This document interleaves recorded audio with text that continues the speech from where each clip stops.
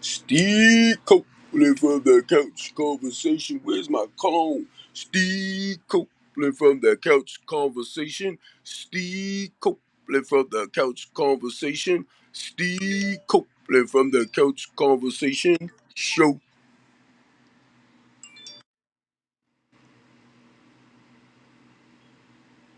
Trying to look for my little green cone, kind of sweet this up.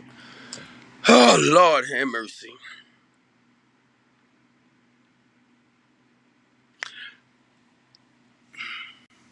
The reason why I normally talk before people come on because y'all tend to don't want to hear what I gotta say. So that's why a lot of y'all don't tune in to nothing I say, right? But and I'm beginning to understand why, right? I am. And I'm gonna tell y'all, I be kind of wondering what is wrong with me, right?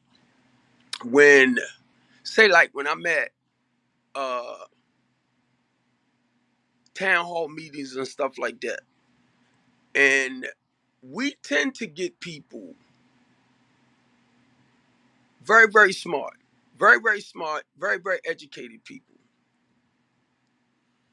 And we tend to get people that talk about like how smart they are, how educated they are, because this is the norm. This is the norm, right? I was having a conversation with somebody today, and I said I'm going to stop going to like these town hall meetings and community events where most of your educated people is there. And I'm gonna try to make this part real simple too. My mother used to say, some of the dumbest people you ever want to meet is some of the smartest people, I'm sorry, is some of the dumbest people you ever want to meet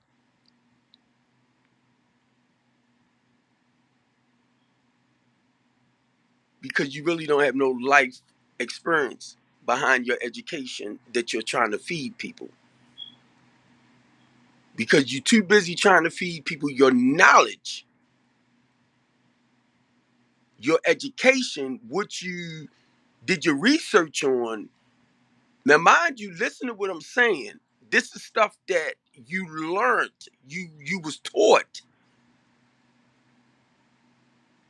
but you can't relate to the people that have experienced it.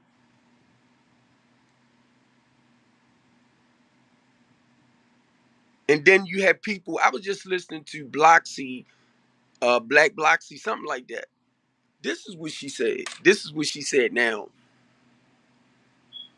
she was saying that, and I'm saying the people that's like recovered drug addicts, suffering, people that's suffering, like our citizens in Baltimore City, in the inner city, is suffering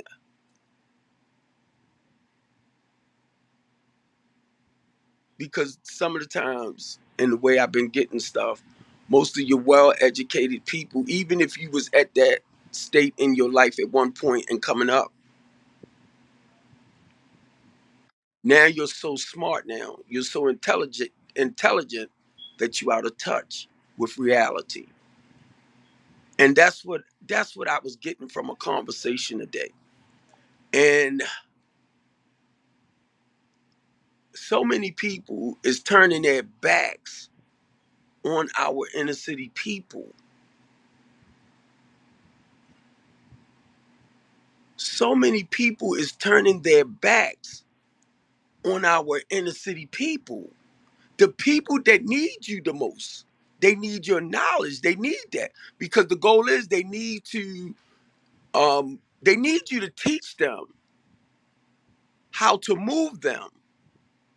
And from the conversation I got today, why should I keep wasting my time on those low bottom people? Didn't he realize it? Basically, that's what you were saying. Didn't he realize it? You get educated, you gain knowledge, But the education and the knowledge that you gain is to be around a certain group of people to be able to share how knowledgeable you are or act like you know how intelligent you are. But what I'm saying, right, with people like that, you're a walking ticking time bomb because you never dealt with your personal.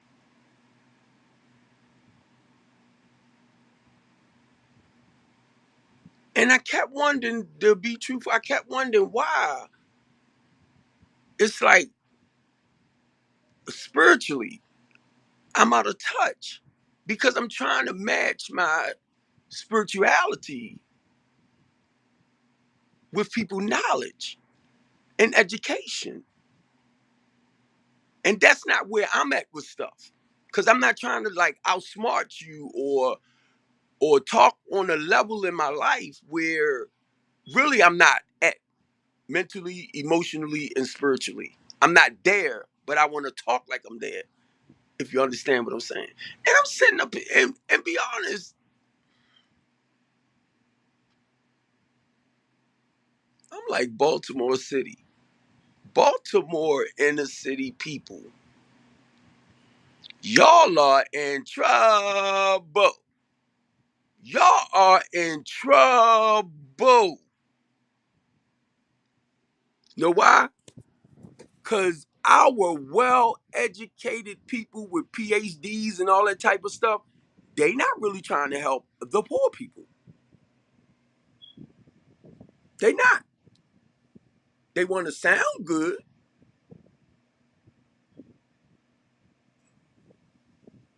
They want to act like they do because this is what bring down my education, my credentials is what's going to bring me money. That's why I always tell y'all, I came out of school in the 10th grade, right? Keep in mind, I came out of school in the 10th grade. In order to be successful, and some of your successful people never really worked at what they wanted. And that's on a financial level. So you got to understand that if you're going to, say, like, be rich or become that millionaire, and I'm going to just say in my case, and it's not to push it away, right? Not, no, no. Because God already showed me I'm going to make millions, but it's a process in getting there. And what I don't like about it, and I say it a lot too, right?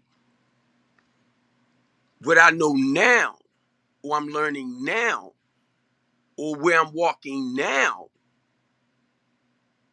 I kind of wished I did it. I was able to do it at a younger age.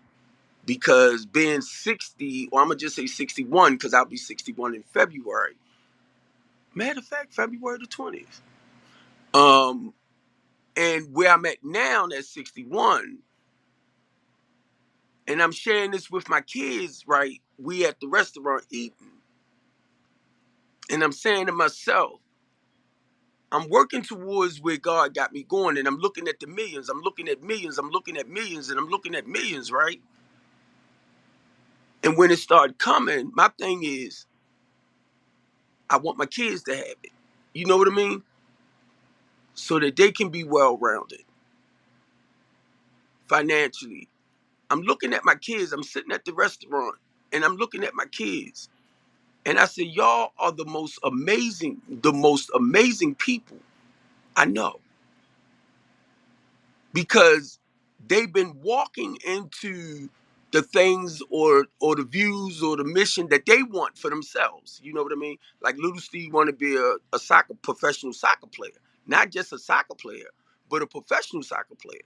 And little Steve know in order for me to make the millions financially, I'm going to have to go overseas where they pay you the millions. Little Steve know that. He knew this. It was like he knew that since he was young. And I'm looking at my daughter, 22, in college to be a lawyer.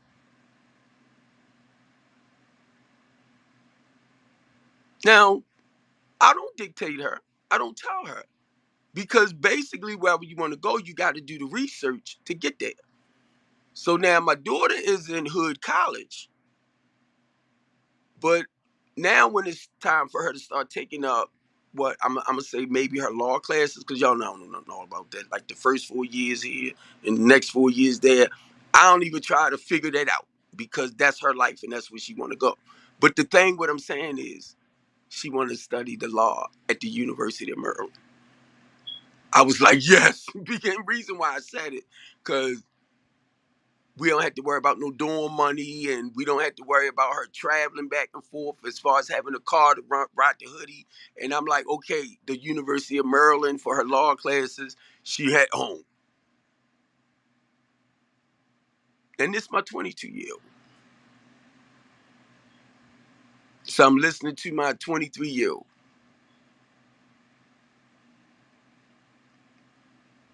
The place she worked at, they just made her like manager. She said she didn't want that position. She said, "Nah, I don't want it." But you in there telling people that's supposed to do their job. You in there telling them what they supposed to do. So basically, you there is just getting a position, taking a position, or accepting a position. So she told me the other day, she said, "Daddy, they surrounded me and told me that they're gonna make me the manager now, whether I like it or not." I said, "Cause you already doing it.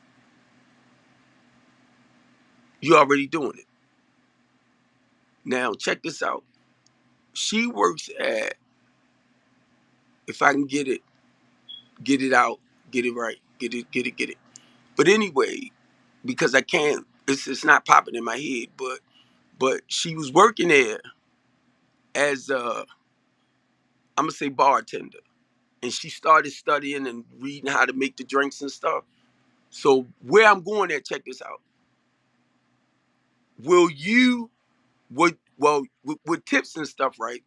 You're making more. Would you make more money just by bartending, or I'm gonna say waitering, right,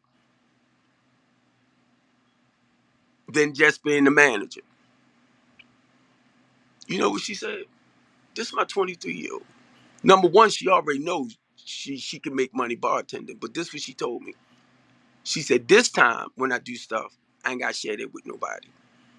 And she can still like do tables and do this and do that, because the thing is, because you're well rounded, you know in which areas where you could bring yourself in extra money.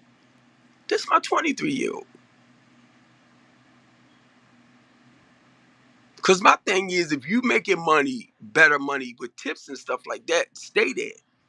But the thing is, she can do it all. She can plan herself basically everywhere. So I'm looking at my daughter interacting with the customers and everything, interacting with people and still being able to make great money.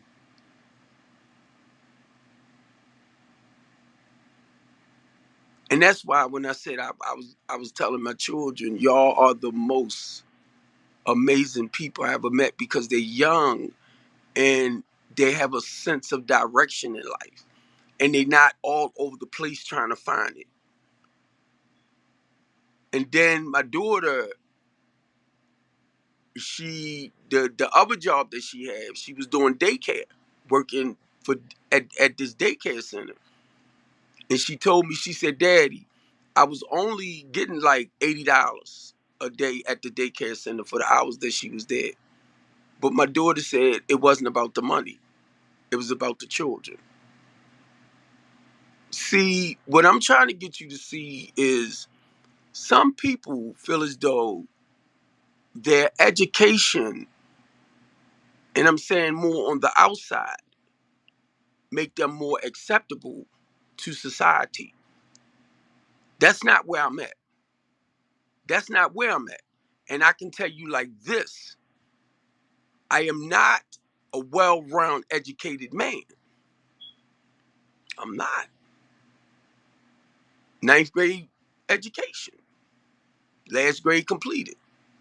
But I always use this to get where I need to go.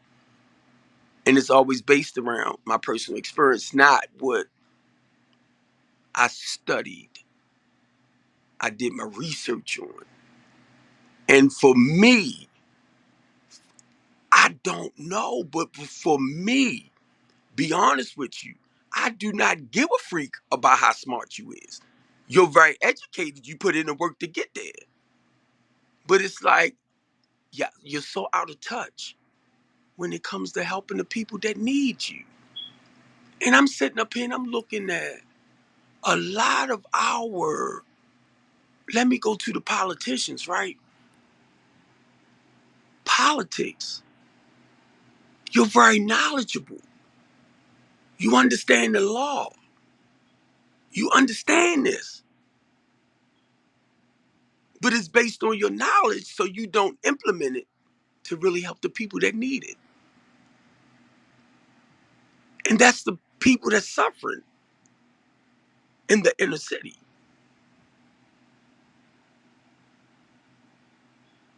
You're not using, and then again, you can't. That's the thing. That's the thing. You cannot. And I say this right. I was asked to run. I was asked to run, matter of fact, when I started doing what I was doing as a Democrat too, because of what I do. But realizing it and seeing it now, if you have a business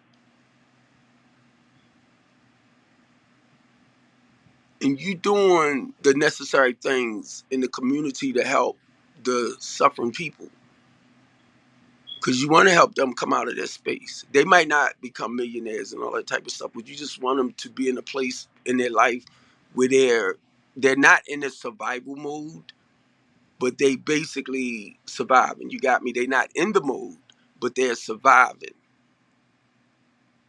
and they maintaining that level of where they at in their lifestyle. They're not struggling. They're not suffering. But and I think I'm beginning to understand now why, you know, people tends to shy away from me, because when I say I'm talking about facts, if I say I'm talking about facts, that means that's something that I personally experienced. Cause you know how they show you they have shows out where is this facts or fictional? Fictional is made off of knowledge and it's made to look real. It made to look real and it makes people sound like they really know what's what and life in general, right? And no, they don't.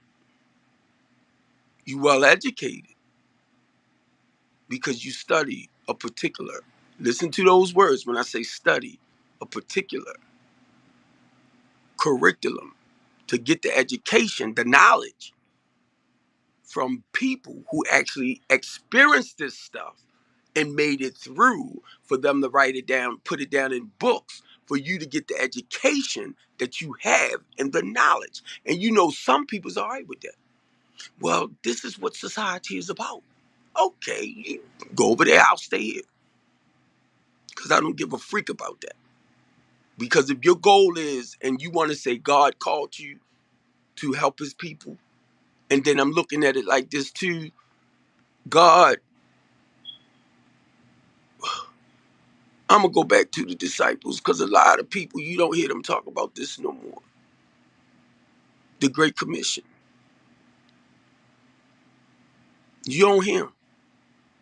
You don't hear 'em. Jesus called certain people that he knew had it in them. And it wasn't based off their knowledge, but he knew from the work that they done. They was fishers, so they knew how to wing people in. They knew how to bring people in. Well, the fishes. And Jesus said, come, follow me.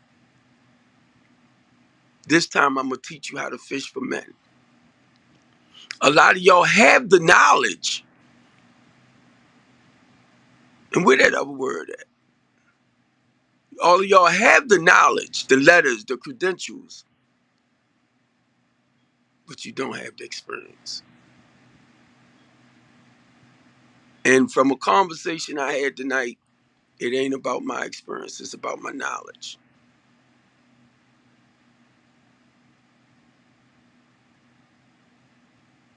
And I'm not trying to be smart. When I sat, I'm listening to the commissioner, Ivan Bates, Anthony Brown, Eric, I'm trying to remember your last name. Isabel, you know, I see you on Twitter. And I'm saying to myself, they are some very educated women, people up there on the board. They are real educated.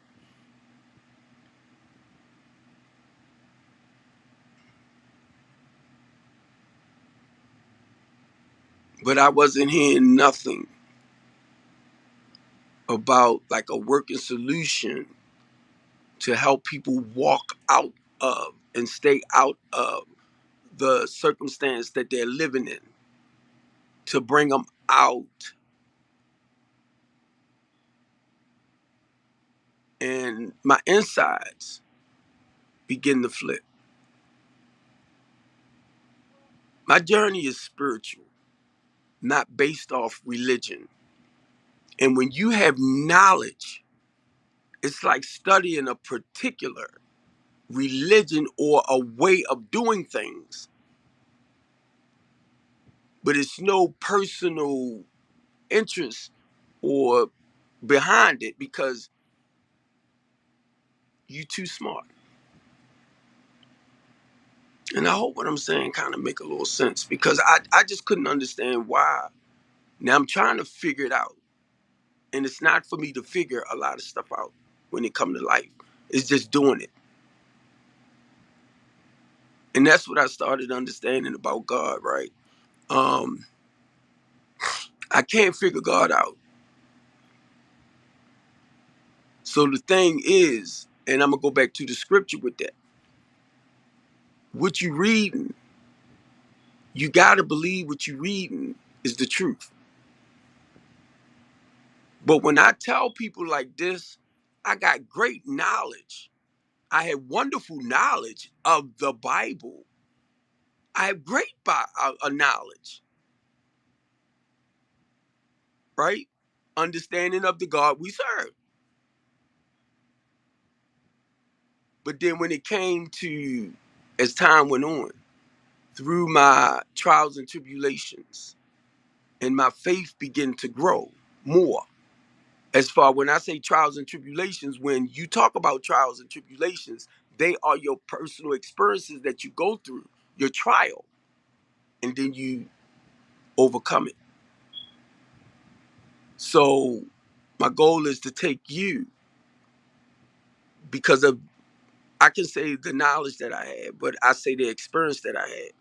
I can show you a process of moving away from things and staying away a day at a time. And it's not based on my teaching or my PhD or the letters. And I'm hearing this and I'm hearing this. And if I'm losing you, please just try to understand. I'm talking about the difference between actually being educated to know certain things compared to actually having that experience and knowing those things. If you get me, it's personal. And I started seeing this. Now I understand why this city is the way it is. It's not the people itself. It's the people that we have in charge. And I've been saying it for the longest time. I've been saying it. It's the well-educated people with their credentials and but they don't. And I'm looking at you. It's like you might have it right, but you don't use what you have in order to really help the people that actually need you. But then you'll turn around, you look back, and it's like you leaving them in the dust. Cause I don't live like that no more. Giovanni, I love you, bro. And you know I always said this. You're a very smart guy. And listen to that again. You're a very smart guy. So I happen to just go on Facebook a little bit and I'm looking at the conversations that they have. And then I'm looking at where, everybody is above the people that you're really supposed to help. And in a way, I'm trying to watch what I say, because if I go too far, yes, I will start pointing. Yes. Because what I got from this conversation, it is better for me to be in a room full of educated people, knowledgeable people, and sounding like you're, in a certain place in life.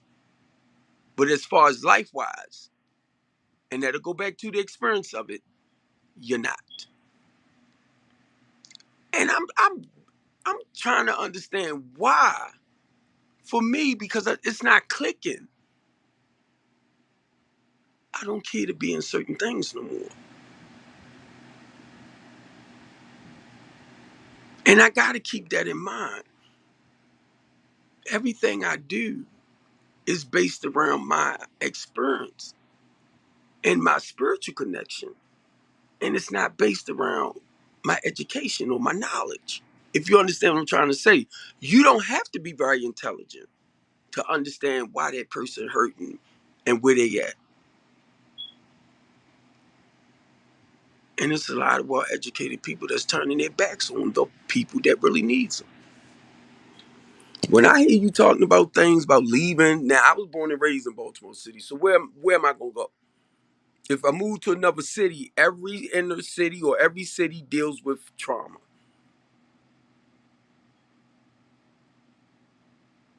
I can move from here, say go to DC or go to Texas, go to Hollywood. If I don't have the money to move in a more prestigious area, then I got to go where I can afford. And it might not be the ghetto, but it's real close to the slums. Because if you say like where you living at now, and you go somewhere else in another city, but you want to pay 2,500 a month for rental property, that's smart. But is that just wanting to be part of the elite club? So I'm trying to I'm saying what I'm saying, but I'm looking at our well educated people. It's right in your face.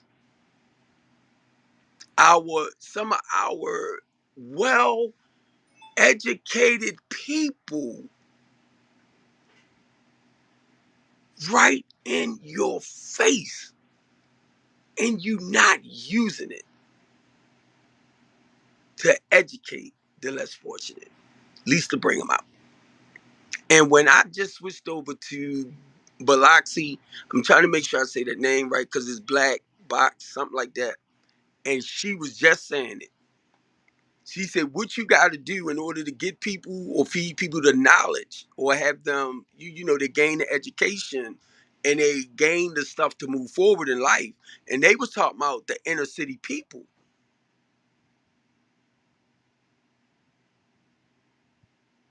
And basically what she was saying is what I do. And I'm like, wow, you right. Because in order for us to move people into a better position in life, you have to understand where they at or been where they at to move them forward. And that's not based off your knowledge or your education or your PhD. And guess what? It take me back to when I went to uh, talk with this therapist when I had 17 years clean. I went to talk to a therapist. And when I went, it was really for me to learn how. Check this out now. I am in at this time an abusive marriage, and that's mentally, emotionally, and spiritually, right? I'm being torn down. And when I went to this therapist and I said I had 17 years clean, and the therapist was like, well, what are you doing here? Because basically, y'all have the knowledge, the experience as far as working on yourself. And this is basically what the therapist was saying. It's like, really, you don't need me. You already do the work. But I needed to talk to somebody to make sure my life, because I'm already in disarray, right? To get my life balance back out, to continue moving forward. And I found out when I went to this guy that I was in an abusive marriage. And he said that the type of marriage you're in, it's not like it's physical abuse with somebody beating on you and stuff like that. But being mentally, emotionally, and basically spiritually tore down, I felt 200 and something pounds, 6'1". I felt weak. So his goal, once he made that clear to me, was to work me up out of my abusive marriage. That was our next appointment for him to start the process. And guess what? I didn't go back. I didn't go back. Because at that time, I didn't feel like God was telling me to leave. It was just to try to find a way that I could cope with a sick person that I could cope with. So I stayed there 4 more years. That's why I tell people, right? Because I talk about me. Because I talk about me, I'm talking about you. People don't realize that. When I talk about me, I'm talking about you because you can relate. So I stayed 4 more years of living hell.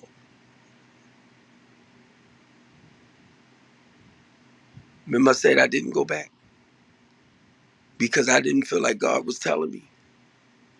Because I went here. I wasn't ready to leave because of my intellect. I wasn't ready to go. So I stayed in pain for 4 more years, not realizing it's not you that need to change. If that person you with don't change, then I had to go because they wasn't willing to change. They was already where they at.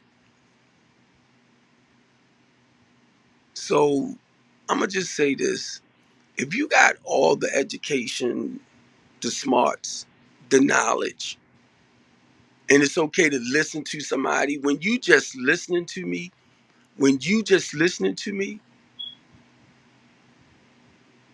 that's fine. But not only are you listening to me, I'm trying to say, help me walk up out of this. Do you really understand where I'm coming from? Listen to the word I'm using. Do you really understand where I'm coming from?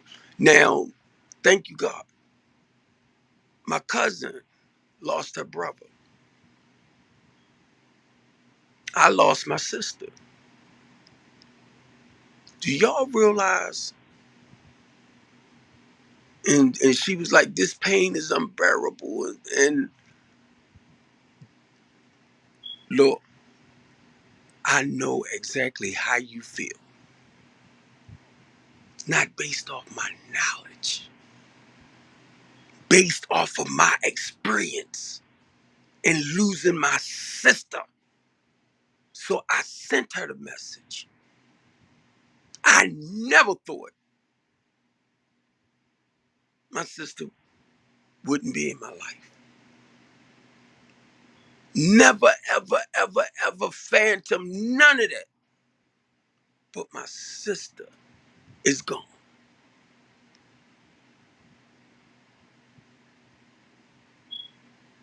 Now I need to learn some coping skills. So what I did, and when I sent her the message, I'm hurt. I'm mad at God. I'm mad at God because I prayed that His will be done in my sister's life, and it was done. He took her, and I wished I never said that. And Tanya, thank you, baby, because Tanya was like, don't be mad at God because He took your sister. Now, mind you, I didn't realize, even though I'm saying it out my mouth, right, in my heart and stuff, I didn't realize that yes, I was mad at God. Cause you know how we say stuff like, trying to accept things and, His will be done, not mine, and stuff like that. And really, all that sound good when you're not there. But this was one time. I wished I never had said, "Let your will be done."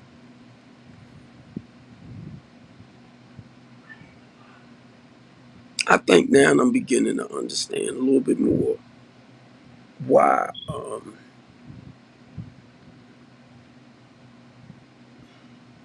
some people back up off of what I say. I don't want to keep believing the hype. I'm 60 years old. I don't need you around me trying to talk like you was um, a Professor Einstein or something. I don't want you around me like that. I want to know, do you really feel where I'm coming from? Or can you really understand where I'm coming from?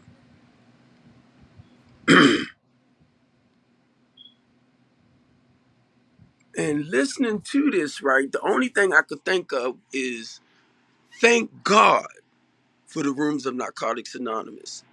And this is a spiritual program. It's spiritual, not based off of nobody religion, not based off of nobody theology, not based off of nobody education. It's based off of people's personal experience of the hell they went through. And they was able to, from other people who been through it, went through it themselves, to help them walk up and stay out of certain situations. Guess what? I might not be educated. And when I say that, I'm saying more like doing my research, studying, studying for tests, make sure you put the right answers. But when I come, and I keep saying it, I come from a personal level of experience. When I come on my social media page, the goal is to touch on the stuff that I already know.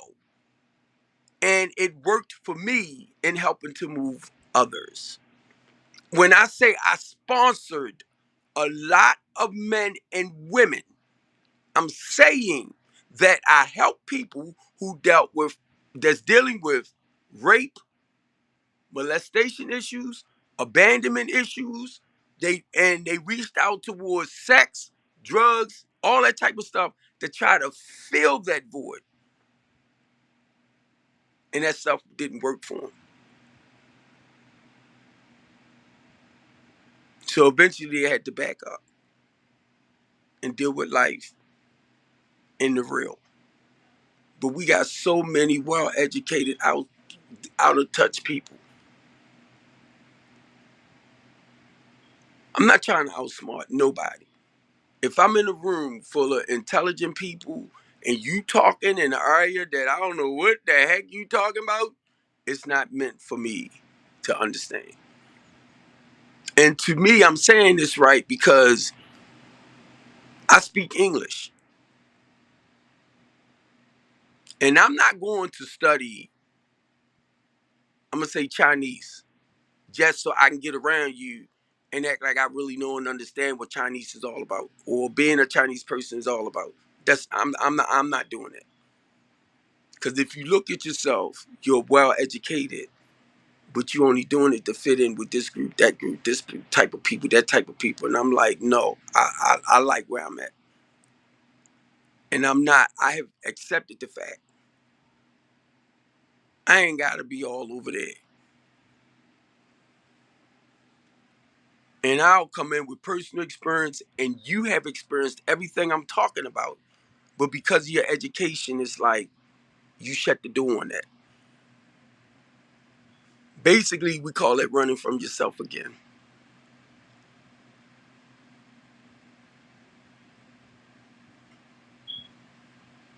And then you got people that's very well educated that deals with a lot of mental issues too. You know, you have a lot of well educated people, very smart people, trying to figure everything out, and their mind pops on them. I'm telling you. That's why for me, not being smart, I try not to overload this. I try not to overload this. Now, when I look at this, for somebody that's almost 61, and I know people younger than me, and it's full of gray. And sometimes I look at that as stress. You ain't think about that one, did you?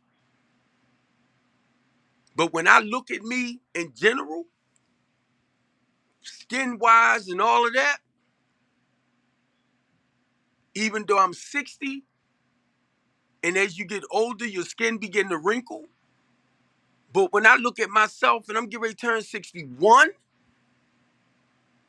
I'm like, you're a good looking man. Because I'm not wearing the world, and I try not to, but I do, on my shoulders. And I try to stay true to me. Do you really think I like crime? Do you really, really, as a man, do you really, really think I like coming on here and being in my feelings? I was going to say caught up, but I didn't want to use that word. But it's like experiencing and being in my feelings about something.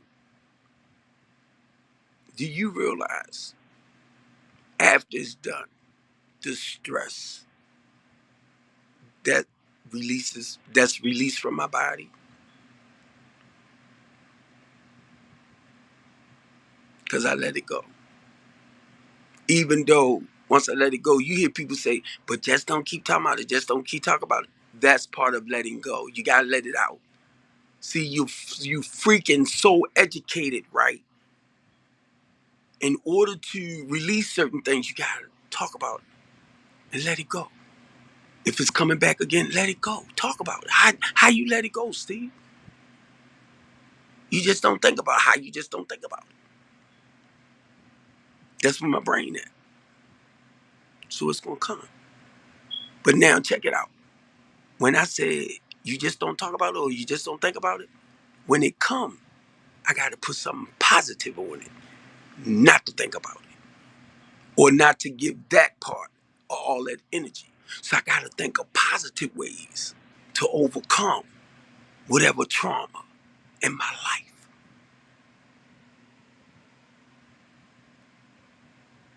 It's the little stuff I tend to blow up. It's never the big stuff. It's the little teeny stuff that I will blow the freak up.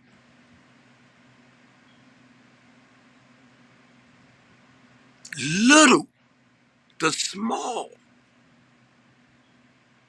It's the big stuff that I recognize that I can't do no more, and I won't do it.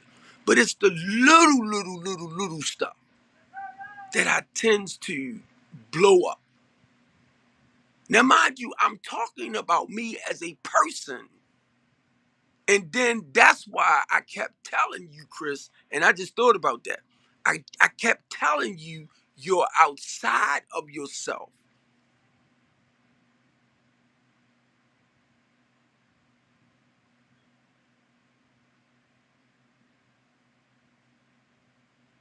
And we can see that. We can see, even though you're very smart, intelligent, intellectual, but we can see the pain. You might think we can't see that, but you got to understand we are mirrors of each other. So we can see, no matter how intelligent, no matter how smart you try to sound, all of that, but your body is going to show something totally different, and they're not going to match up. Your words and your actions will not match up. Now, how much education do that take to really understand that? What books I need to go read to understand it?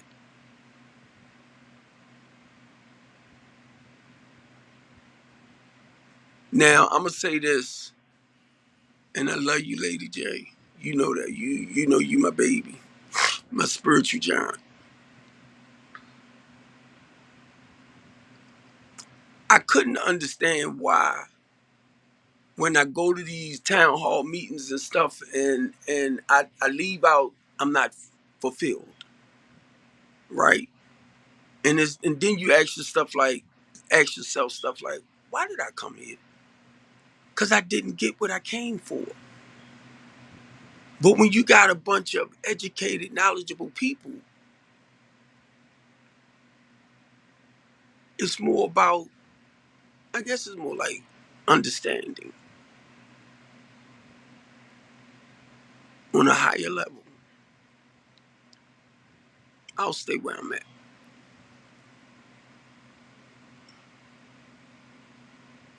I stay where I'm at. Now, if it's for me, and I look at stuff like this, right? I came out of school in the 10th, around about 35, 36. I went and studied for my GED, and this was years ago now, but I didn't pass, and I'm trying to think what the score was, because I was about 2 or 3 points away from actually passing to get my GED. I didn't go back. I didn't go back to retake the test.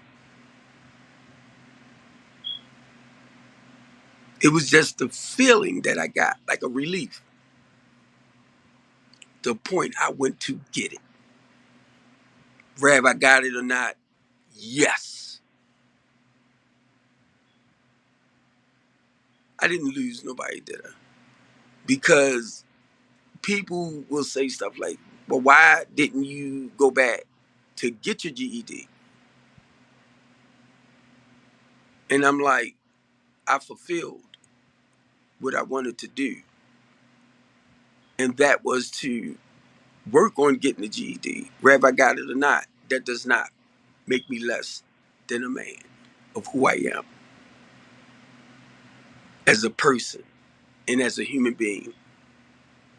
I don't never, I don't never, I don't never, I don't never want to sit back and take a piece of paper and let it define me.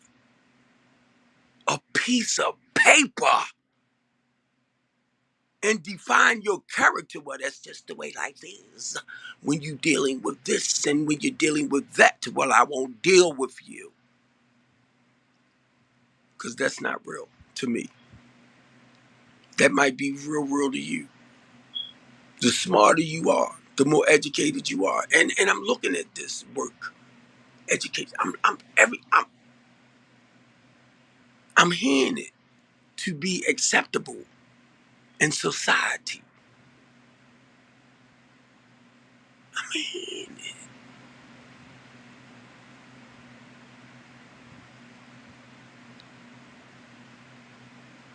I'm well connected in the things that I do. I'm well connected.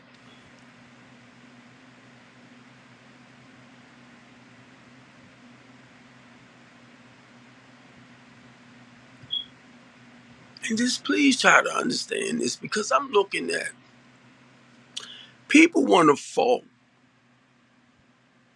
the people that's living in poverty. They didn't ask to be there.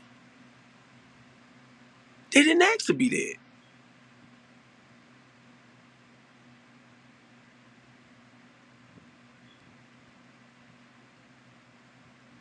Do you think a homeless person, even though they act like they okay with it, right?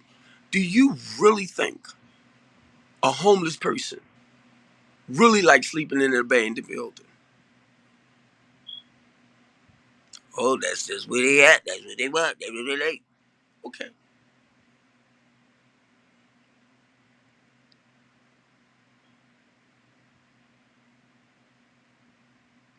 You know, it's cold as heck outside, and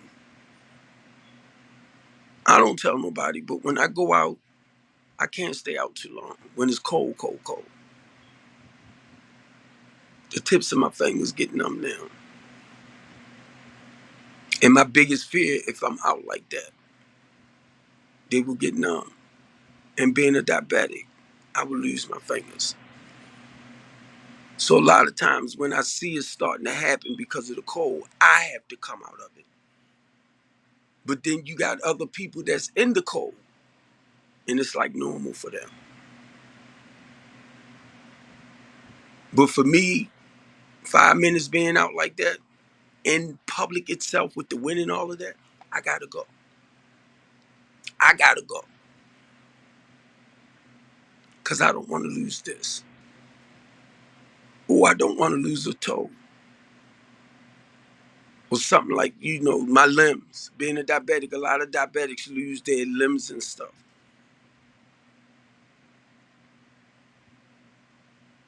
I don't like the point that, like, having neuropathy and my blood is not circulating through the system the way it's supposed to. Will one of y'all well-educated people tell me, because you studied for it, you have the knowledge,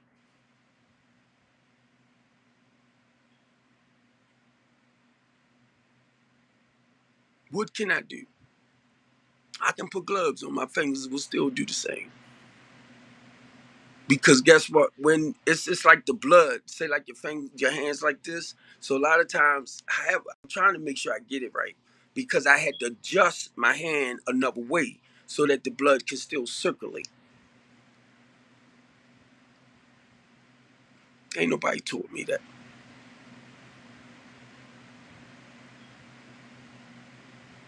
Now guess what? I haven't eaten nothing all day, and look what time it is. I wouldn't tell another diabetic to do that, because what I'm doing, I listen to my body, and it's not good. Don't get it wrong, because I was told to eat like 6 small meals a day. That's not how I roll. One, I don't care for breakfast the first thing in the morning. And that dietitian can tell me, just put something on you because of the break fast. That's breakfast. Because of the breakfast from that night, and you not eating nothing in between it. So break fast. So you had to cut it off now by putting something in your body. If it's no more than a cracker.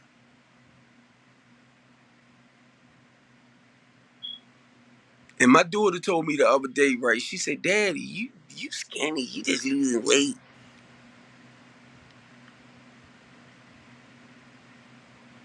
I'm not skinny. I'm a big dude. I'm just not as big as I used to be. But I'm doing everything I can to try to maintain, mainly being a diabetic for over 30 years. I got doctors. Thank you, God. Thank you.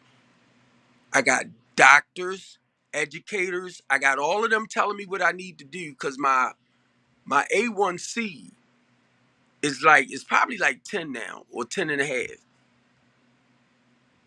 But everything they telling me to do with their knowledge and education, it's like it's not working.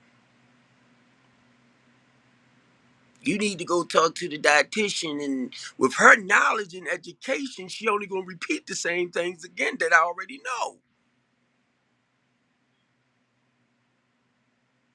Cause she got her PhD.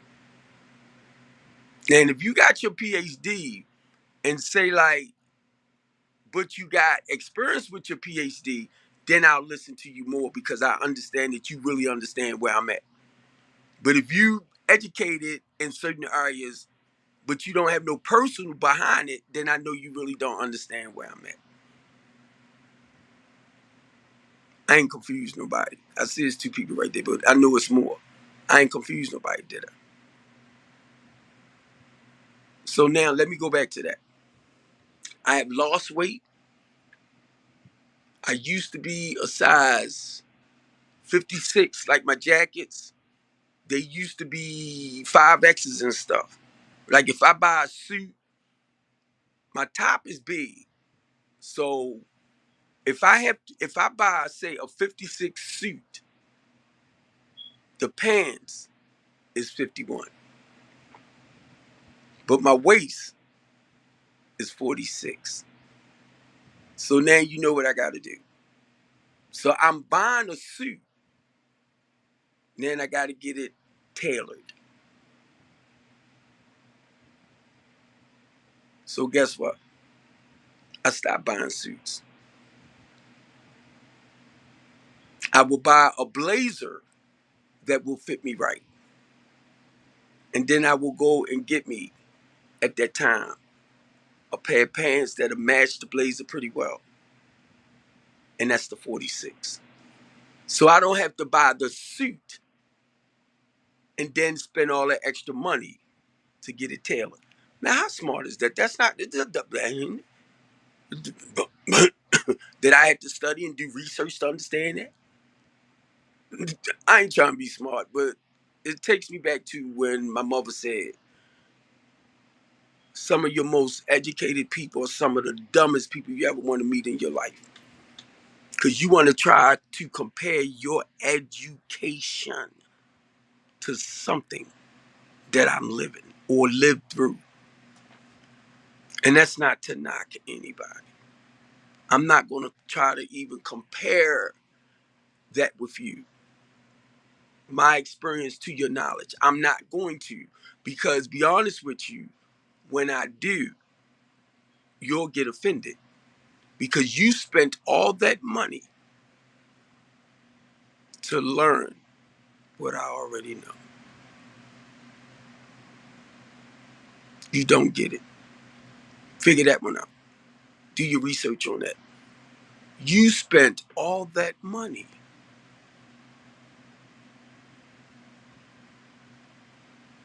The reason why I say I don't follow a lot of like ministers and stuff like that, I don't let everybody minister to me. And I be trying to come, and the reason why, what I see in the Bible, what I seen when I first got into the Bible, is not what I see today. It's not. And so many people in the Bible, you study, you did your research, which is cross references. How I know this? I'm not studying this for that to tell me. But if I read something and it's not clear, then I will go into another area so that I can have a clear understanding of what it's saying. I'm not trying to be smart about it, but now I know what that's saying to apply it to my life.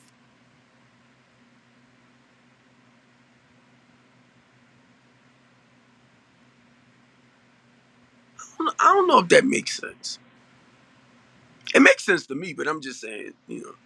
And my goal is I want to stop trying to say things and do things to please you. Because I'm outside of me. It's not that I'm doing these things because of my connection with God.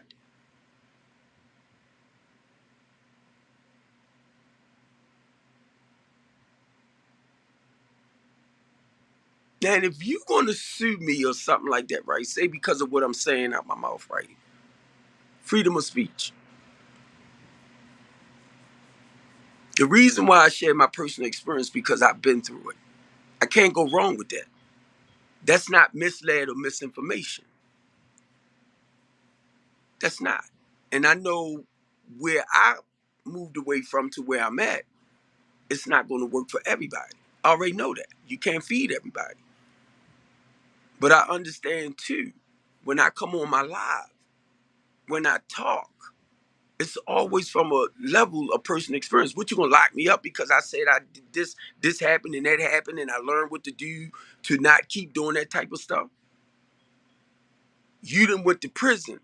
You done spent 20 years of your life in prison. Do you realize when you come home from prison, you still going off of that old stuff? 20 years have changed now of living. You haven't even lived this new experience-wise way of life. And you know when I just said that I thought about safe streets? Because you took a bunch of, I'm going to say criminals, even though their lives changed. But I have to just put that word there. And their lives changed because they haven't touched whatever it is that caused them to do what they did. But where is the new information? Because they don't have no new information on that old information, you keep doing what you know. Because this is what I know. And I'm going to stick to what I know. But then I'm wondering why I'm always getting locked up. Because you haven't done anything to change it. You keep going around the same people. You keep going to the same places, people, places, and things. You haven't, when you know you wrong, like I'm looking at the character defects part, right? And if y'all don't understand when I say character defects, you know there's a good side of us and there's a negative side of us. That's the word I wanted to use. So it's good and bad. Real simple, good and bad, right? Thank you, God. It's good and bad. I know how to fuck up. I know how to screw up. I'm real good at screwing up. Great job. Liar, manipulator, all of that. Great job. So now how? When I first realized that I could be honest, to thy own self be true, and I'm not just saying it. When I first realized that I can be honest to myself, I ain't gotta lie to you. I will though. Not now. But I don't have to lie to you, to you, to you, because I'm trying to fit in. I ain't gotta do that to fit in with you or to be a part of your clique. I ain't gotta do that because guess what? I'm all right with me now. And I know how to be honest with me. To thy own self be true. Not nobody else. To me.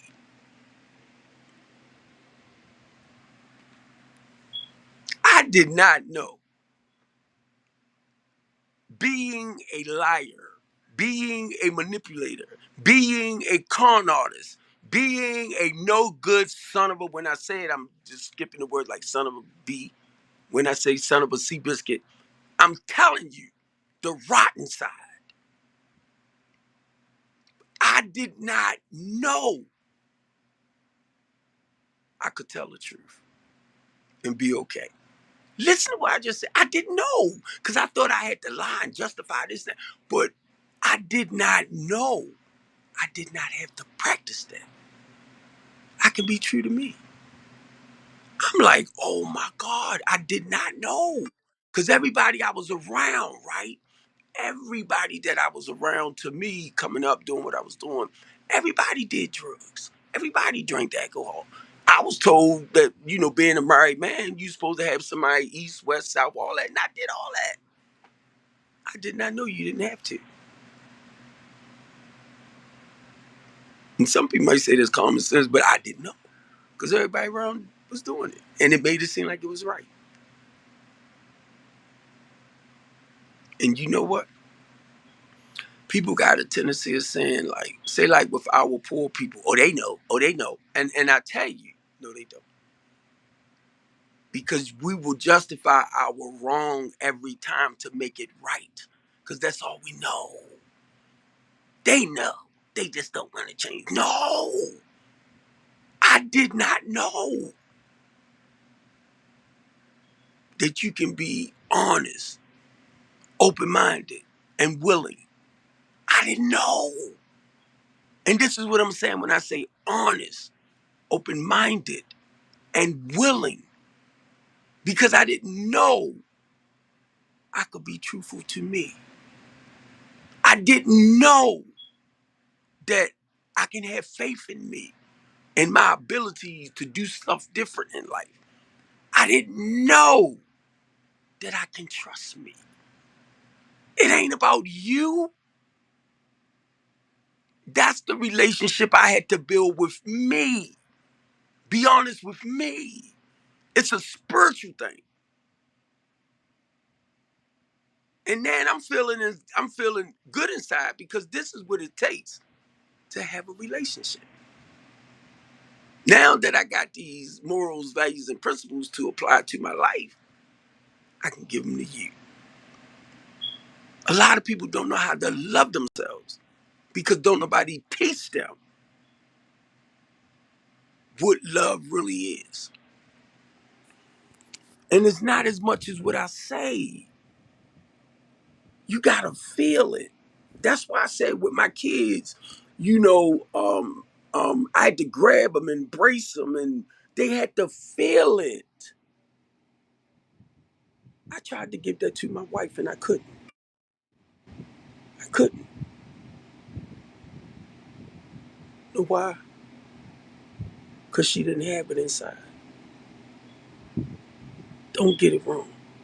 People can't give you what they don't have inside. So guess what? When I realized that for my girls, I had to start embracing my girls. That's why I was telling my daughters as they was coming up, you beautiful, you sexy, stuff like that. Because I wanted them to actually feel it for themselves. I'm beautiful, I'm sexy, I'm gorgeous. They have to feel it, not just us saying it. It's a spiritual connection. And a lot of people is not spiritually connected to God. But you will sit back with your knowledge because you understand this and you understand that. But your relationship is not personal. Look, I'm telling you, it's not. Because you cannot mix knowledge with spirituality. You can't because you're trying to figure your way into life. You're trying to educate your way into life. It's all about the paper, the plaque. I was ordained deacon. Look at it. The paper, right? I was ordained deacon. I can show you. I can show you. I'm ordained deacon. Stepped off the ministry in 2010. I'm an ordained deacon. Stepped off the ministry because I cheated in my marriage and I wasn't feeling right inside to continue on the deacon ministry. I could have stayed there. Could have slept with whoever I wanted in the church. I already know that. Right now, if I go back, I know I can sleep with whoever. If I want to go hunting in that route, because I already know. But when I go to church, I don't go to church to look for it. I go to church to hear the word of God. Now I'm gonna go back to see the plaque behind me. I think I'm blocking. I'm trying to move away from the little camera thing. Right there. I'm a deacon, y'all. I'm a deacon. Look, I'm a deacon. I'm a deacon. I'm a deacon, y'all. Look at Deacon Steve. Because that's what that paper say. I'm a minister for Christ. I'm a minister for Christ. That's what the Holy Spirit told me. I'm a warrior. I'm a soldier. I am a fighter for Christ. That's what the Holy Spirit told me. And it's not ordained by your certificate. I already know who I am inside. You ain't got to show me from where you stand. You don't have to show me. But being a deacon and or having my PhD and all of that, I can show you that I was taught to be here. Look at this. Look, I got the credentials. I was taught. I was taught. I did my research. I did my study. I was taught. See, look at it. It's paper. And I understand these are the things that society want. Mainly if you're trying to get a professional type job. I was a truck driver. I drove trucks. 10th grade, dropped out of. I made more money in trucking than a lot of people made with their PhD and all this type of stuff.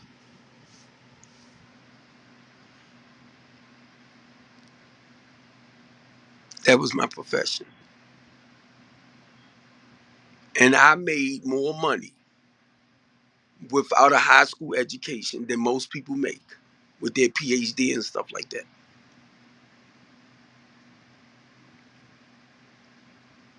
And I started learning that as time went on.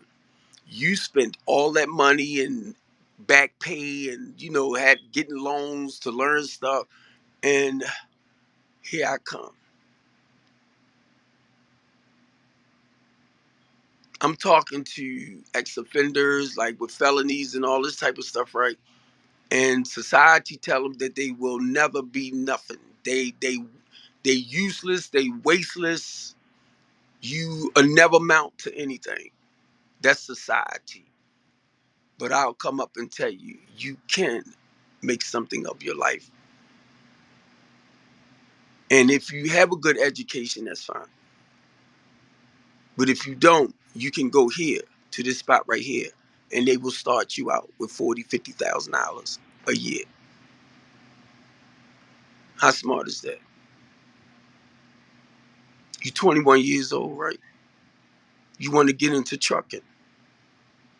Your criminal background is not real bad, or you don't have a criminal background.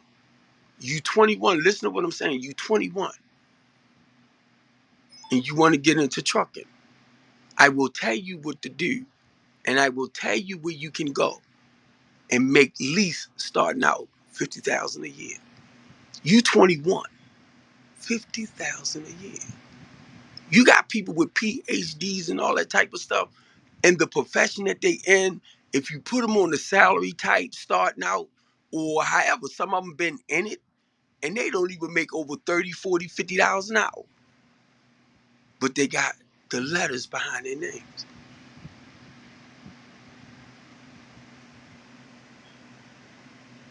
You want to be a plumber. You want to be an electrician. And a lot of people that I point in certain directions, right, to get those things, some of them end up creating their own businesses out of it. And this what made me think about that too, right? My wife's brother. well, my ex-wife brother. Now y'all know I did trucking, right? He went and got his CDLs. Then he have his own truck. Who y'all think he got that from? But he took it a little further, that's great.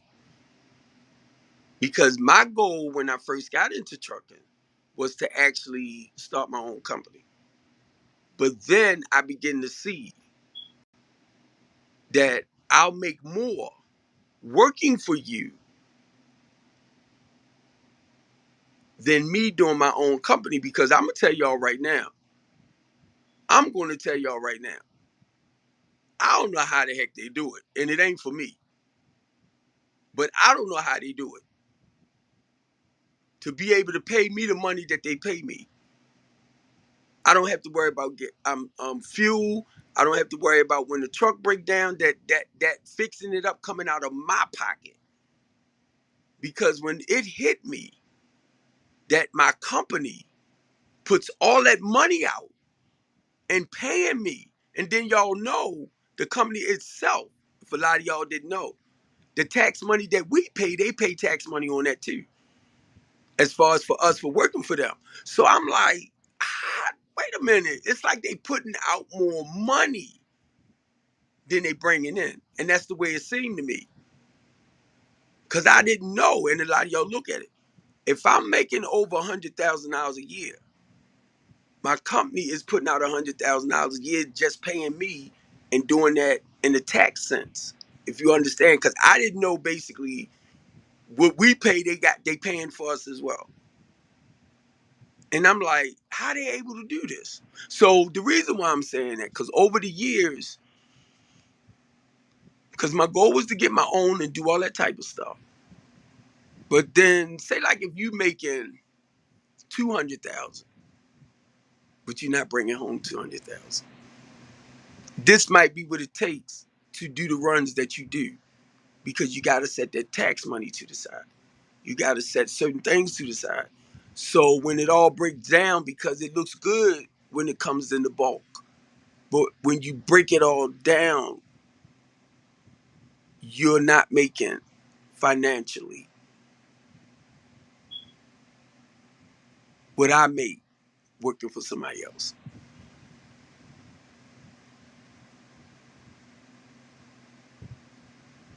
And I'm gonna flip it a little bit. Might be 5, 10,000, a little bit more. But guess what? I ain't got to worry about fueling the truck. Tire blowout, I ain't got to worry about replacing the tire, because that's what the company for. So it's a lot when you doing your own. And for me, sometimes, like with A Dewey Powell, and it's a family thing, I'm like, it seems like they not making money. They putting out more. If you get me, it's like they putting out more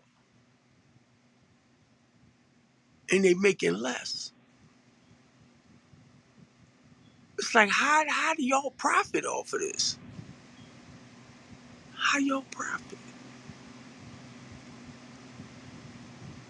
So trucking companies might be making money to keep them afloat.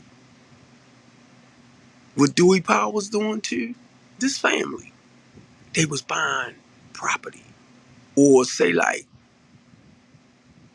I'm gonna just say FedEx closed their terminal down.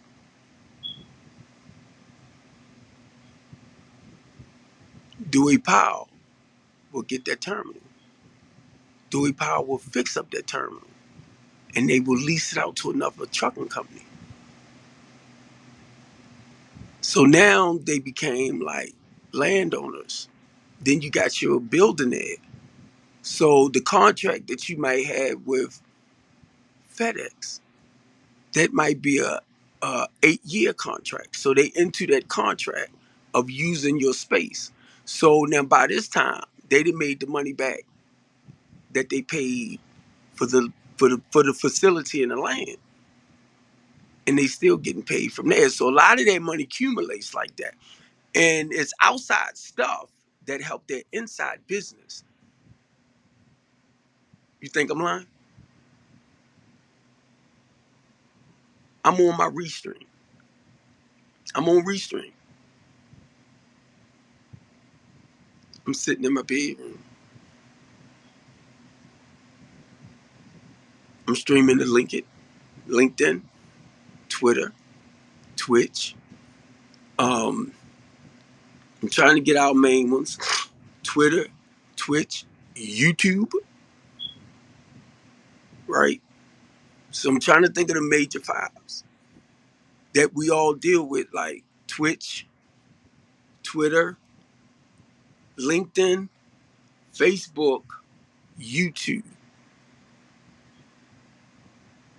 Now, I have several Facebook pages. Right now, I'm restreaming to a new Be More City on my Facebook page. I'm streaming to Lavelle Copeland. So the followers that I have on Lavelle Copeland can see me on that page right now. The followers that I have on a New Baltimore is watching me right now. Now, my Facebook page, check it out. And I didn't realize it at first. My Facebook page, Yahoo, Stephen Copeland 909 at yahoo.com. That's not Facebook. It's on Facebook, but look at the I'm trying to think. Yahoo.com. Stephen Copeland 909 at Yahoo. I'm on Yahoo with that. But I thought I was doing Facebook, right? So when I really looked at it as a Facebook member, that I'm connected to Facebook is Lavelle Copeland. That is my Facebook page. But I'm live streaming, or when I come on now that I'm on Lavelle Copeland, it goes right to Stephen Copeland 909 at Yahoo. That's my biggest page, where I probably have about 5,000 now. Now that page, when I go on it itself, and even right here, because I'm streaming from it, it's public. So I'm seeing all over. How smart is that? Now I'm trying to find ways and means where I can capitalize off my stuff. I don't even know what the hell I'm doing. I don't, but I'm doing it. I do not know what I'm doing. I'm not real savvy when it comes to like the technology. Um, if sometimes what I have to do with certain things, if I don't set it up first, it'll take me a while to get back to it because I'm all over the place. So I'm not thinking in one spot now. So now I have to calm this down to actually find what I need. But I got to be near a state of peace, right? When I do it, because I'm all over, but I got to be here in one spot.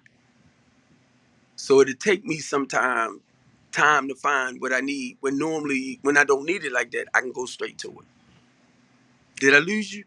Because some of us, you know how we. Why I can't find this anytime? Like when I really, really, really don't want it, I got it. Now all of a sudden I need it. Now I'm jumping through hoops and stuff to find stuff that normally I find. So I gotta pick with the.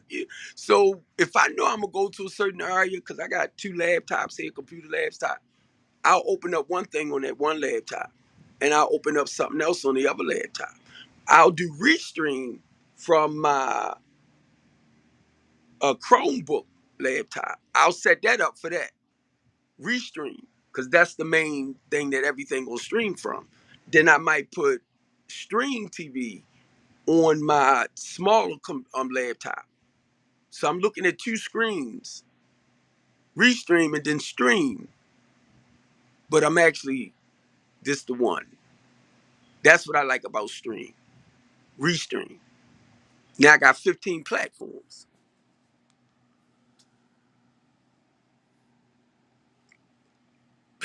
Let me show you.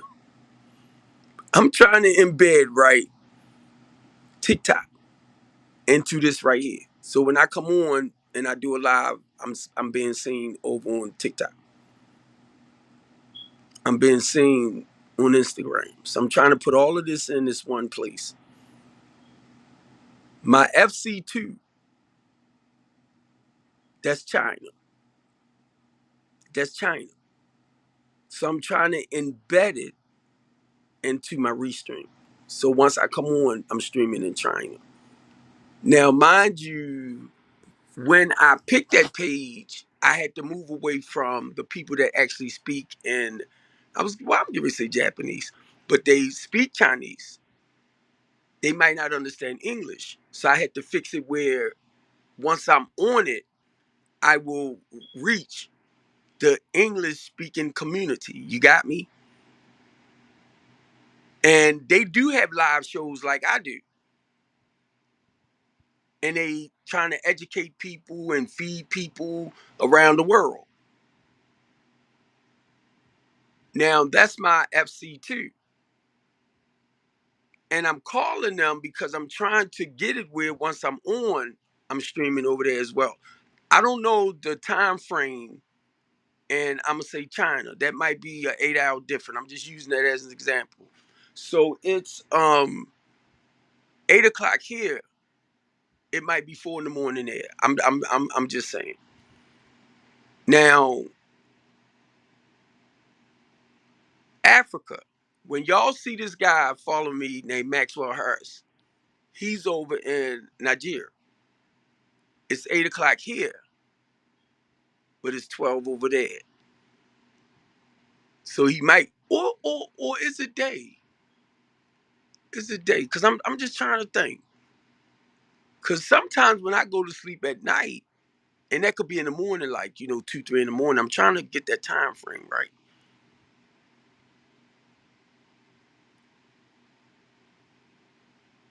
Is he up or is he asleep? That's what I'm trying to see because it's the hours different. But anyway, he'll get my stuff. But it's 4 hours off. Like right now, he probably looking. Probably they made comments on my other pages. But see, I can't see it because I'm on my restream. Now, once I go off and then I go through my pages, then I could see the little comments he's probably making.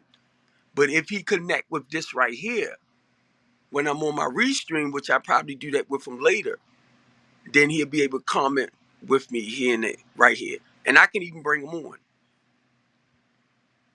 So that's Africa. Facebook sent me, if I'm not mistaken, or Restream does it, is one of them. But they send me that analyst list, and 67% of people that's either watching, I can't see it, is American people. 67%. Over in Nigeria, it might say 5 or 6% is watching me. Over in another part of Africa, it might say 15%. Then we go to the UK, it might say 2% of people that's watching me. Now, how much is 2%? I don't know. It might be 100, might be 50. I don't know. I don't. The percentage rate, stuff like that. But when they sent me that, the good part is I'm being heard around the world, or I'm being seen around the world. Rather people responding to me or interacting with me, I'm being seen around the world. So that's why a friend of mine's told me in Africa, she went to Africa, and she said, Steve, don't never pay attention to the viewers up here, because I'm seeing one now. She said, because I'm in Africa and we watching you over here. That's why when I come on and I don't have no, it's like no viewers there, I know somebody there. I know some people there. So that gave me an understanding, just do what you do. Even though it might look like nobody is watching. A lot of my church members watching. Because if we Facebook friends, you see, you got the notification. You just don't participate for your own personal reasons. But this the thing that gets me right. I love Jesus Christ. I try to emulate his humility. And when I say that, I'm talking about the human being, the character, the personality. If you dig deeper, for a lot of us, yes, he was without sin. But if you read more up about Jesus himself, those missing years from the time he was what, 11, 12, 13, something like that, till the time he came back, I believe at 30. But now, mind you, I'm talking about the man. Am I really, really, really worried about, was he black? That don't matter to me. Was he white? That don't matter to me. Now, I understand the part of the continent, and I might be looking at Adam, but I'm gonna say, what I'm getting ready to say is it probably is gonna have something to do with Adam, because when I look at the heat, see, a lot of white people cannot live in real hot, like Africa back during that time, right?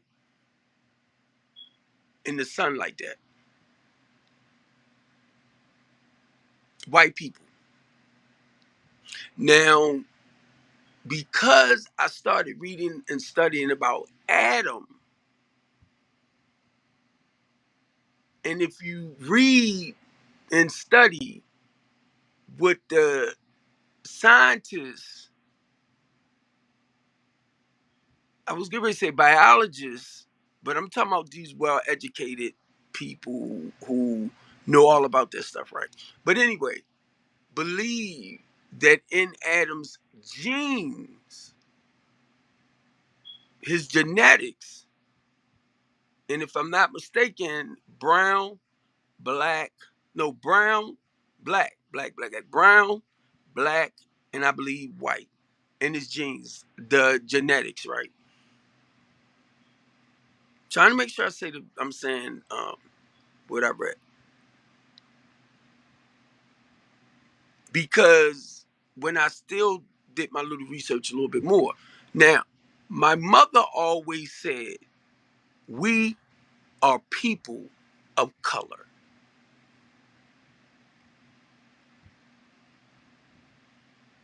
We come in many colors. My mother used to always say that we are people of color. Why are you saying that, Steve? Because the white man, and I know they know, came from the African albino.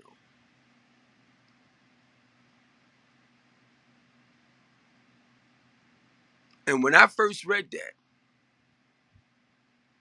and I started looking at the KKK and other little organizations like that that really don't care for their inheritance, don't want us to know. But if you listen to some of the pastors, some of the dumb that's deep, they already know that the terrain that Adam, and I'm gonna go back to Adam. Adam was made out of red clay. So now look at the continent he was on. He was dark. Was fair skinned. You got me. Don't ever tell me what I don't know when it comes to scripture. But this is all through research and trying to get a better understanding of whatever I'm reading at that time. But I only try to get an understanding of what I'm reading at that time so that I know what I understand or try to believe, because you got to understand this. The stuff that we read about in Old Testament or in scripture anyway, be honest, we don't know if it's the truth. We don't know. We don't know. We don't. So that's the point of having faith and believing that what we read, what it is, what it is, what it is, we got to believe that what we reading is the truth. But do we have proof that it's the truth? And when I go there and when I'm saying stuff like, do we have proof? Have you seen stuff for yourself that you actually seen, or you steady going off of somebody else experiences? But we want to believe, because this is the way the Bible tell us. Don't try to twist it. Don't try to change it. Because the word is the word is the word is the word. But then I had to start separating from the individual itself, how God worked with them during that time. They writing down like I'm doing. I ain't writing, but I'm on my restream. So basically, I'm sharing my story. That's all we read with them. They're sharing their story or their experiences of what they experienced during that time. We was not there. So do we really know what we reading and understanding is really the truth? But we gotta believe it. Even though that's part of having faith, that what they saying is the truth, and believe it. How can you share really about something that you haven't personally experienced for yourself? So a lot of times what we do, you got scientists and theologians and all of, I'm just trying to think of some of the names. Very, very educated people, knowledgeable people. But it's only based on what you was taught. And be honest, that kind of bothers me. So for me, I try to stick to what I know, what I really, really know and experience. Because I know I can't go wrong with that. Anything outside of that, my opinion, that's just what I think in theory. And I try to stick to exactly what I know. This been working for me.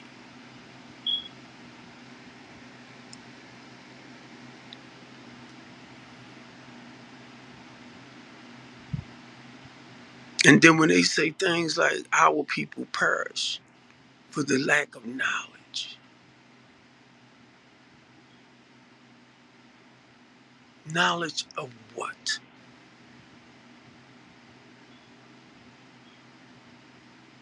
Because a lot of stuff that people do research on, they do cross references or they do studies on, it's not your own. It's not your own.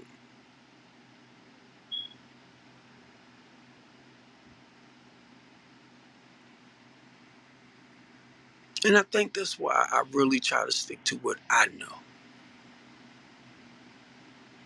I have experienced or I seen for my own eyes. Because I'm listening to you. And Christopher, I'm going to get you, bro. When he was talking about the drag queens, right? He said the drag queens in the library. naked reading to the children. Now, he already said that they wouldn't let them in.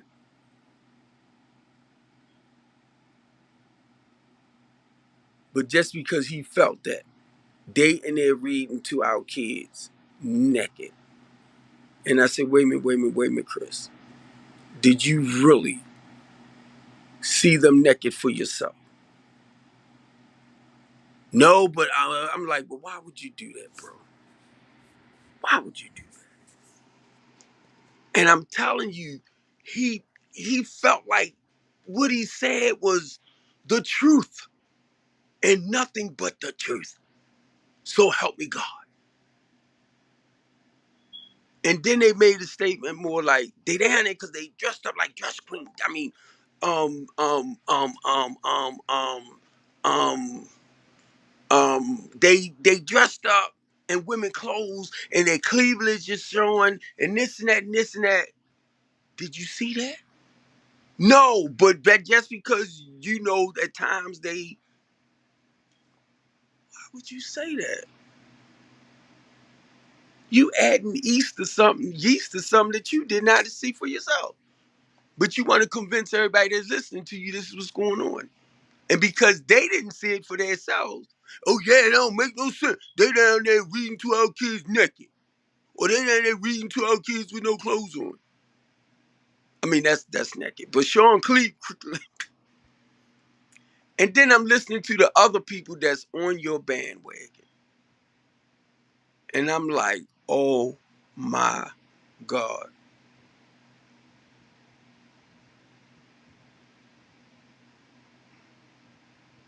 I don't never want to be like that. Go to an exaggeration, but the stuff that I say, and I'm saying because of this particular group of people I'm talking about, I'm saying stuff for us to hate them. So I'm rationalizing stuff for us to hate them. But then I'm gonna say stuff like this. But see, it's not. I hugged a couple of them, and it's not like they. But you bashing them.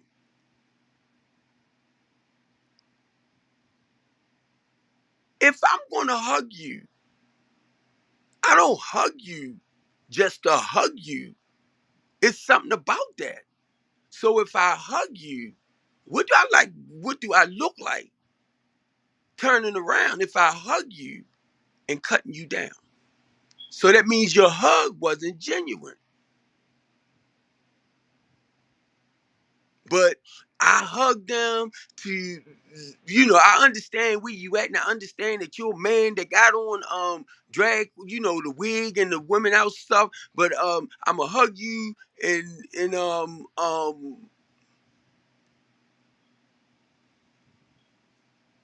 and people got the right to do what they want to do and such and such and such. And listen to what you're saying, but you protesting.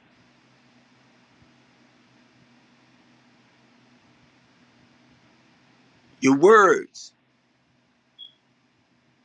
and your actions, from what I seen, was two different things.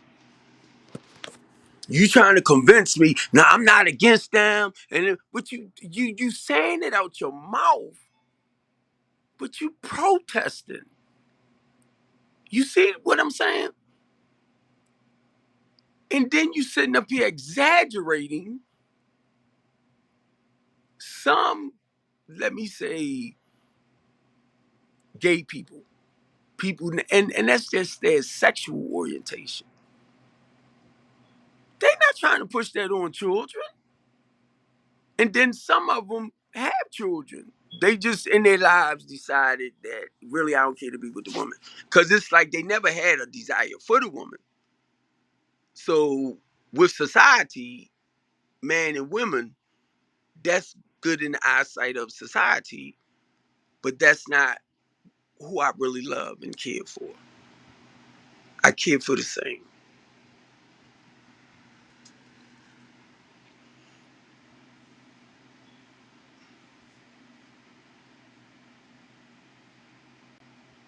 And see, when you play with yourself like that, now mind you, it's your actions that we see is not as much as what you say out your mouth.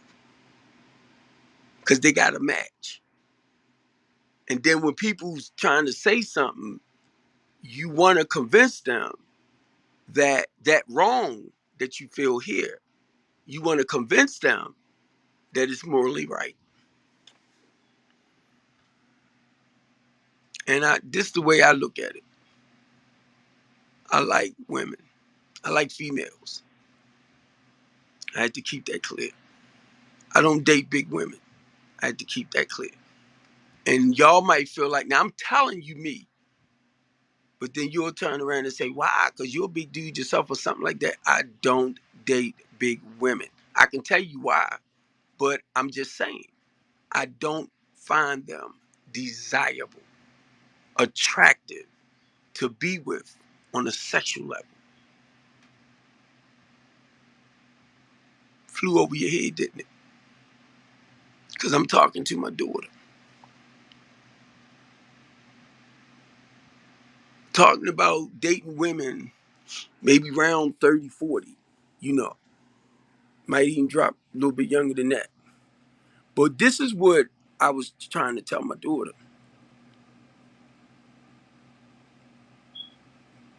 When you date a guy or you know somebody like you, and this is what we don't explain a lot to people anymore, it's the attraction. If I'm not physically attracted to you, I'm not going to be turned on. We going somewhere with this one. Because I don't look at every female and say, ooh, ah. Some men can. I did that when I was younger. And my hormones was flying all over the place. But now that I'm older, I know what I like, what turns me on, because everybody don't, and I'm talking about female wise, everybody don't arouse me like that. So why am I going to be with somebody that I don't find physically attractive?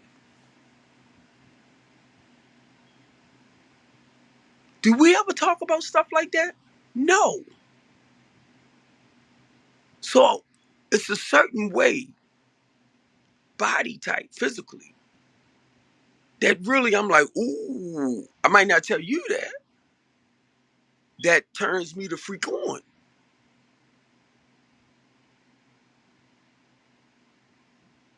But if I don't care for certain things, and I can tell you what really, and it's the you, and it's not knocking nobody. I had to learn for myself what I like.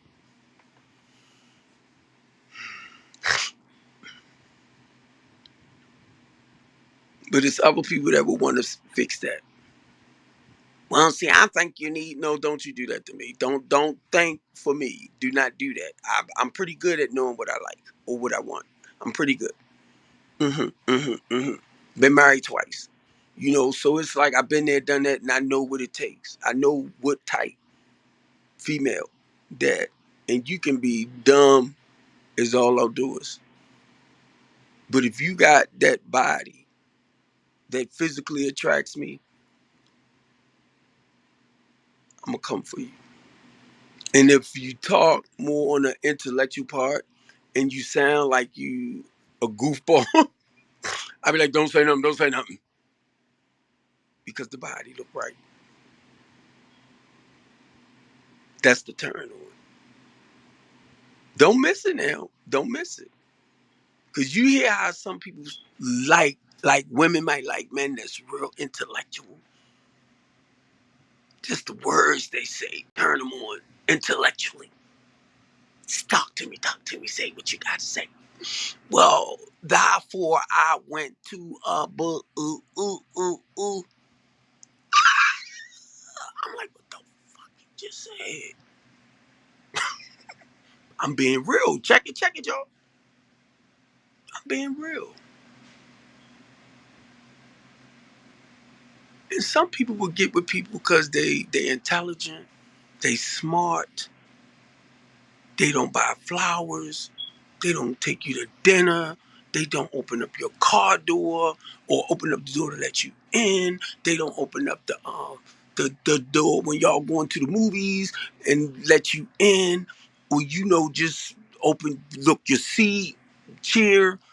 I don't do a lot of opening the, like if we had a table or something, that's a different thing. But if it's a bunch of us and we sitting down, that's a different thing. But these are things that I have done throughout the years because I know how to treat a woman. Or I basically know what women like or how they want it. Some of them that I want, I got to work hard for.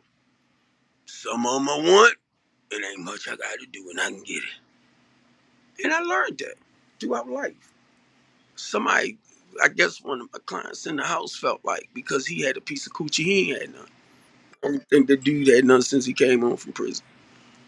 But uh, he gonna tell me the other day, yeah, because I had some poo-poo the other day. I'm like, boy, you 33 years old, still trying to judge your manhood by your penis. Who you think you talking to, chump?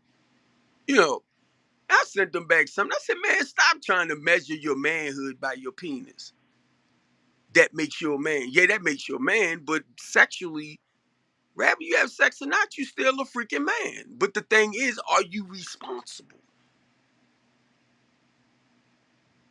Are you productive? You living in the house, right? To get your life together so that you can get your own and you can have your own. But you want to try to bring somebody to a house that you came in and being taught how to be responsible, productive, and all that stuff. I ain't bringing no woman to no goddamn house unless it's actually mine. If I want to hit you or something, we're going to the hotel.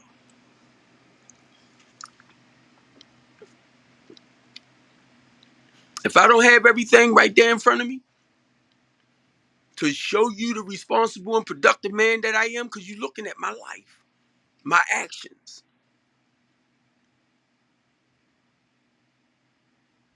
and it ain't about talk.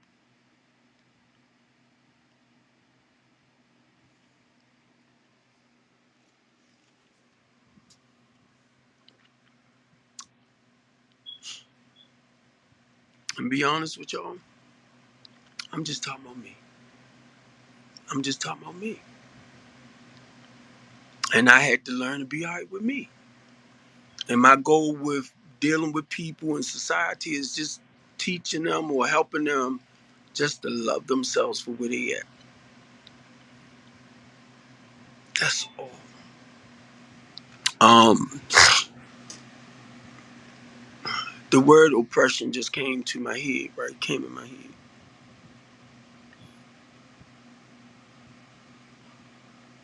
The white man oppressing us.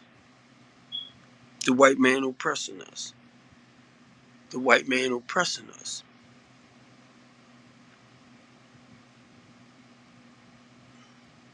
Most of our local leaders, right? And when I say that, I need you to follow me on a level where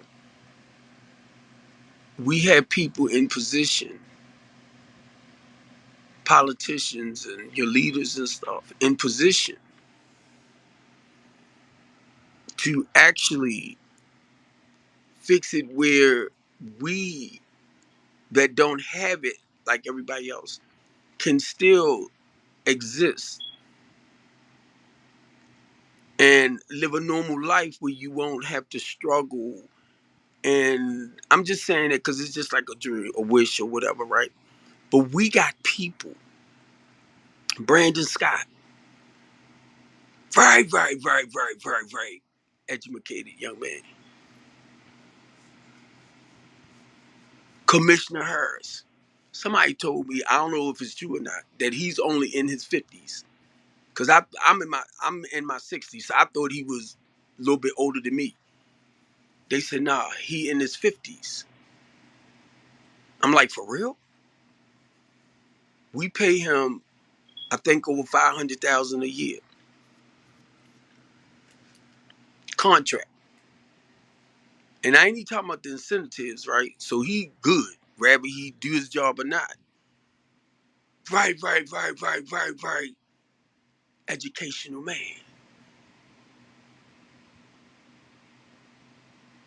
All our politicians that I'm looking at that's put in position got degrees and PhDs, and I'm looking at all these well-rounded, smart, educated people don't know what to do to turn this city around.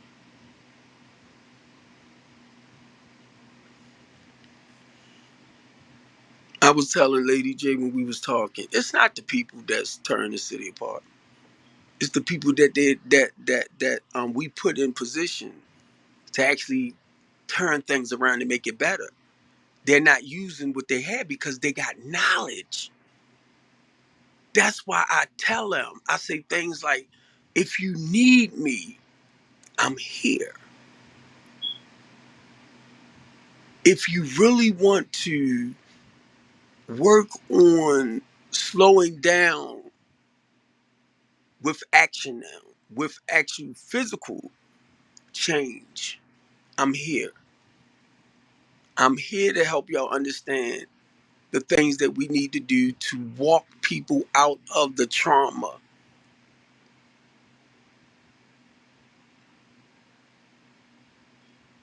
And the reality is, from what I got from that conversation, that's not really important in helping the people.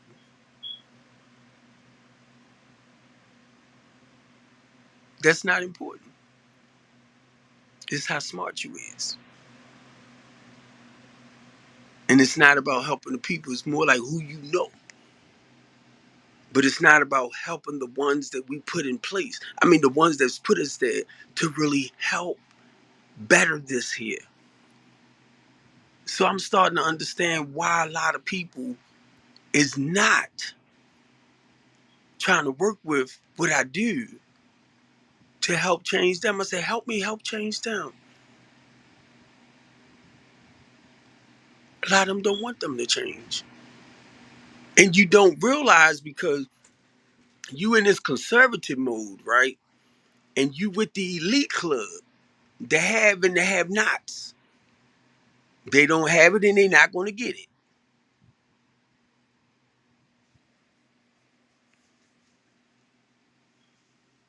And I'm hearing this. And I'm hearing that it's not really about the people. It's not really about, you know, helping them move from where they at. And I'm just looking at our politicians, whether you're a Republican, whether you a Democrat. I'm looking at the people that have the knowledge, the wisdom, and I don't know if I should use that word wisdom because I think wisdom comes from a form of personal experience, but having that knowledge, then we're going to say our people suffer for the lack of knowledge. So you can get real smart, you can learn to be intelligent, you can learn all of that because that'll fit you in with the elite club.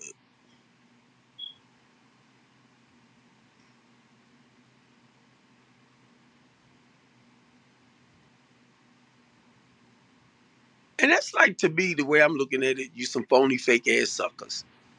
You fake. Okay. You fake. And you are right with it. Because the goal is to make other people around you. Just to be a part of that. I gotta act like I'm smart or I gotta act like I know some stuff and I don't wanna be like that.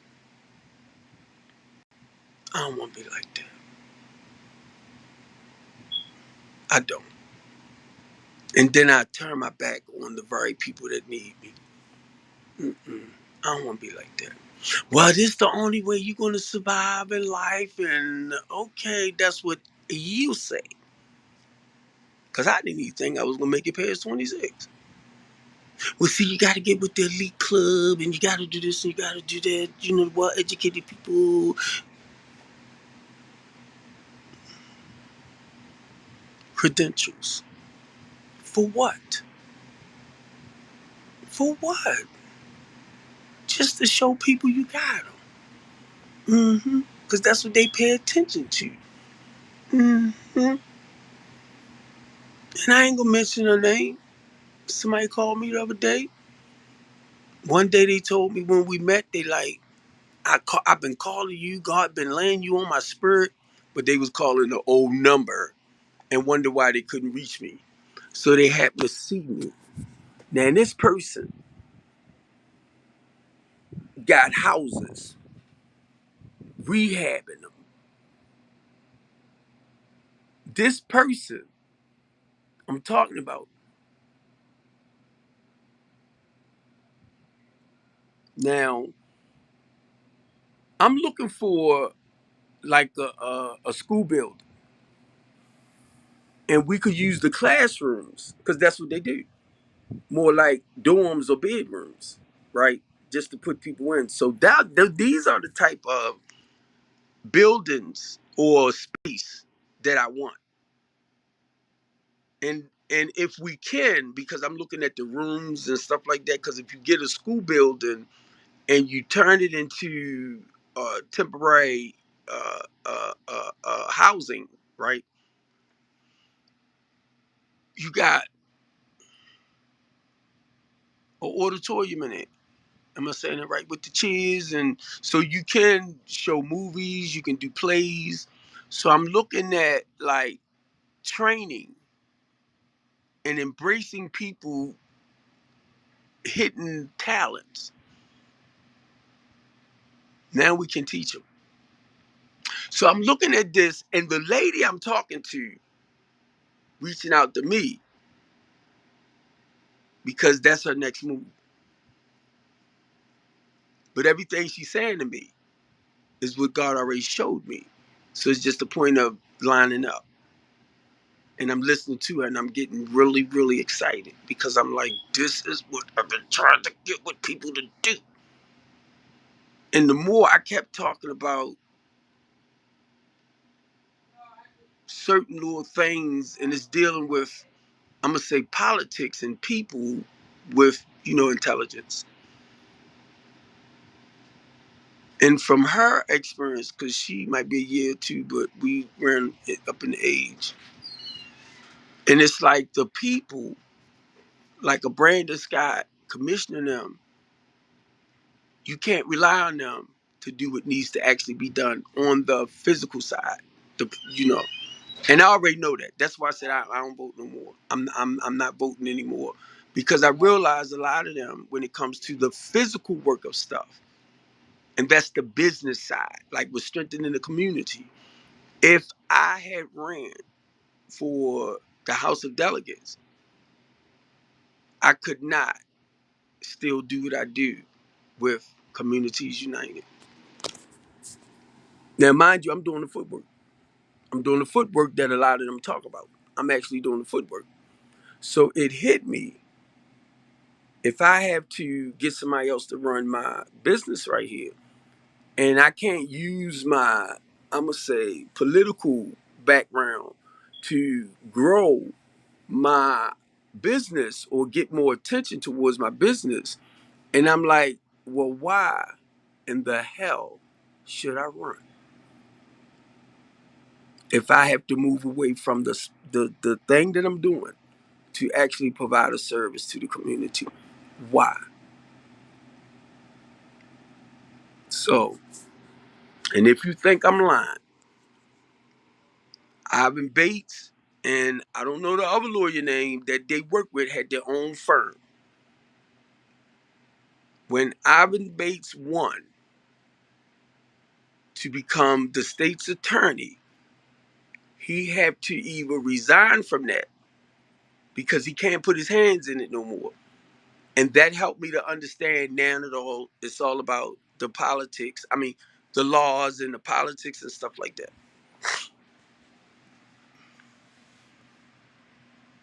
And then we'll sit back, right? Oh, they doing a great job. Oh, they doing this, they doing. And now, mind you, I'm talking about the physical. Now they can help us or whatever bills they create. And it's our job to actually, on the ground level, support if we believe in what they're doing.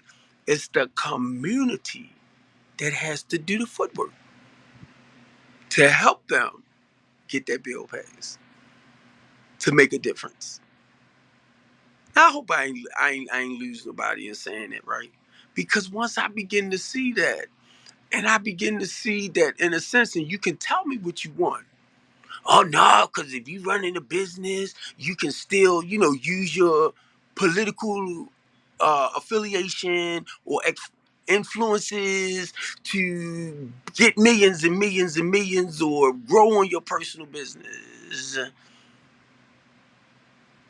And then I'll say, that's why Pew went to jail with her Holly books. That's how such and such went to jail. Because they try to interact their own personal stuff to gain riches. But now you in a different arena now.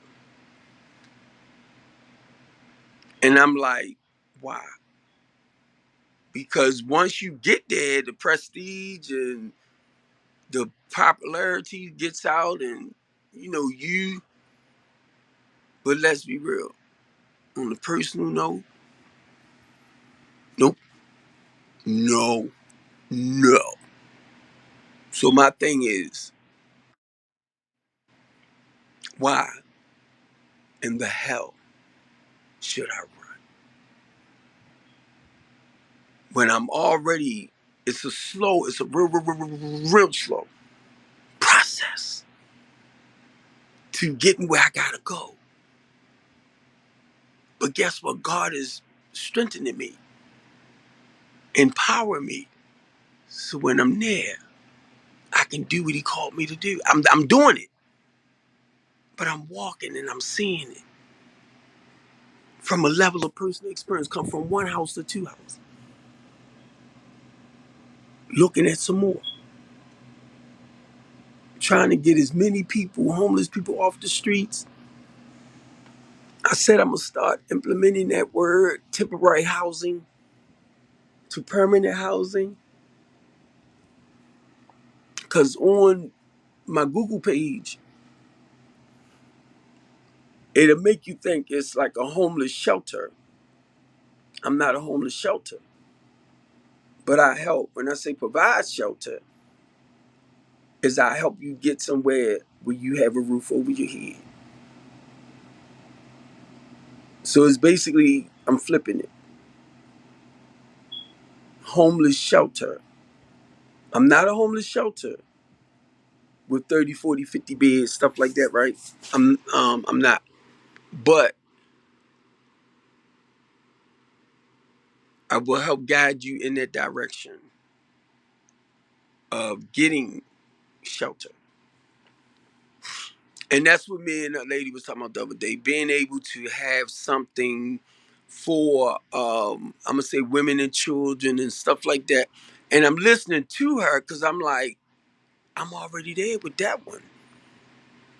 But the difference between her and I, she actually has the funding or know where the money for us to move on that level. So basically what she was saying, we need to team up. And I'm like, okay, thank you, God. And then just to hear what Pastor Shannon said, she said, Steve, you need a board.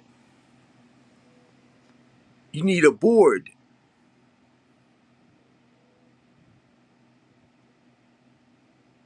But this time, for the work that I do, to be able to help our people sufficiently, she was like, you need a board of professionals. And what that took me to, when Bree Jones was talking about how she need board members, she need board members, she need board members. So I sent Bree a message, I want to be on your board, because now she's doing the rehab and revitalizing houses. She's getting the funding to do this. And I remember when she first came to Communities United, and she was trying to look for people that, in that direction, and her and I talked. So I know where she at. So now she getting the money. And I sent her a message when she said that she looking for people to be a part of her board. And she said like lawyers and stuff. And that's when I thought about that, when Pastor Shannon said, no, you need like a psychiatrist. I can't mimic everything that she said, but it took me back to Bree. And I understand why Bree was surrounding herself around people that actually, even if it's say like a lawsuit and your LLC, and I just want to make this clear, with your LLC, a lot of people don't know that's limited liability. You can't come from my house, you can't come from my car, you can't come from that. It's limited liability.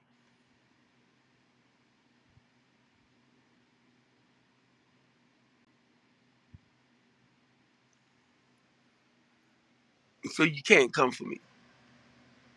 You can try.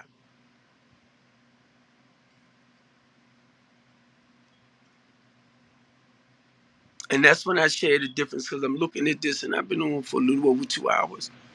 And I'm looking at this too, right? And I'm not gonna take this one down, because I feel real good about this. Um,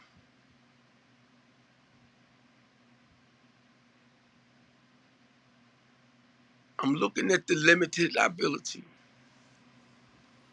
So in a degree, if I say something, and to me, I feel like if I'm using my personal experience, something that I already experienced, then I can't go wrong. That's what I'm looking at.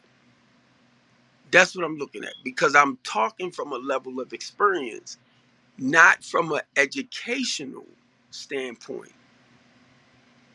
You got me? So I'm like, that's my experience.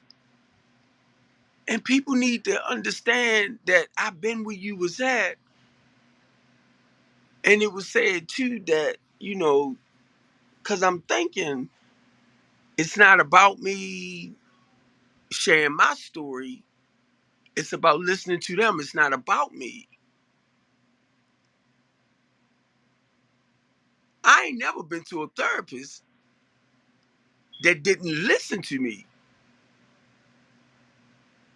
and then began to teach me like how to actually work out and stay out of certain things. So I was getting ready to say a curriculum, or you have to make something up for me, because if you know I'm stuck in certain areas, and your goal is to work with me and help me come out of it and stay out of it. I don't want you to tell me what you think.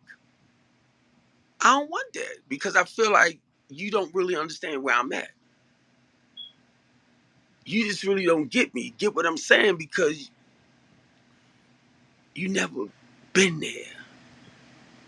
And I can't lose that. I can't. I can't.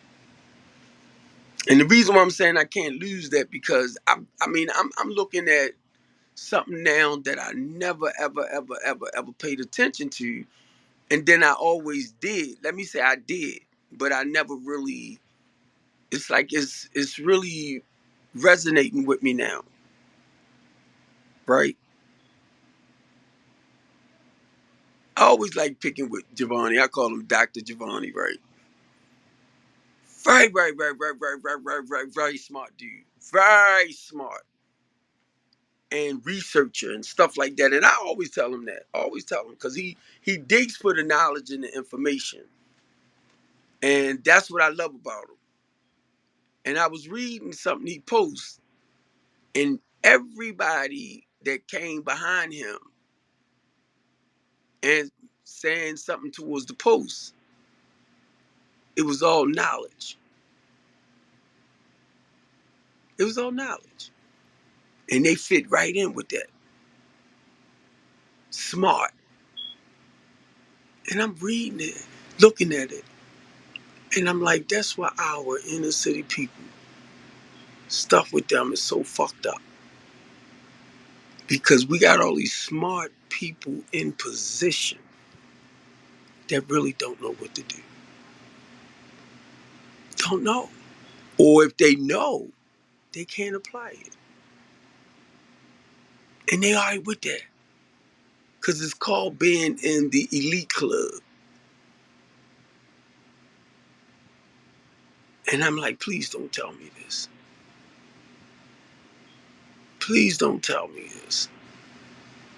That when it comes to people's life, when it comes to people welfare, when it comes to people in survival mode, fighting each other, killing each other, and then you be like, there's no hope for them. But where's the knowledge to use to slow this down? You talking about how educated you are. But where's the knowledge to actually use this stuff to slow that down or help turn that around?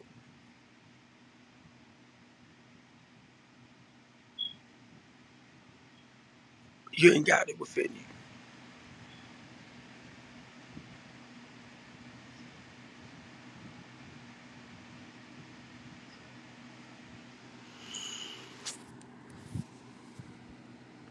I'm thinking though, so many people gonna hate you, Steve. So many people gonna hate you.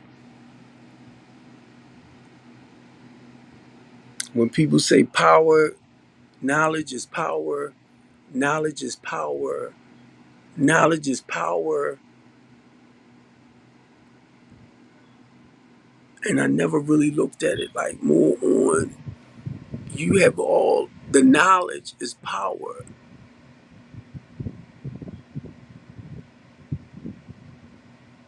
but it's not helping the people that really need your knowledge to come out of these areas that they're in. Knowledge is power. And I'm like, it's not the people. It's not the people that's turned our inner city apart. Matter of fact, it is the people because they're not getting the help to really build and turn stuff around. And if you don't see it, it's like, and I can say this for like Pennsylvania and between Cumberland, Pennsylvania North, they got cameras up and everything.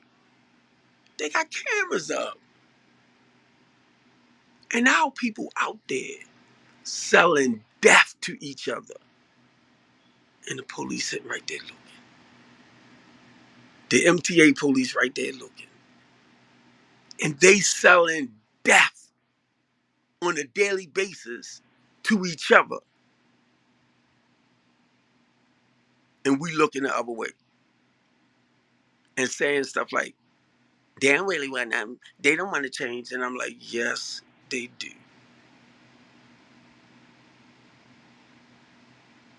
And it's not them. It's them that's turning it apart. If you get me, it is them. But it's not them that actually supposed to come in and do the necessary work to fix it.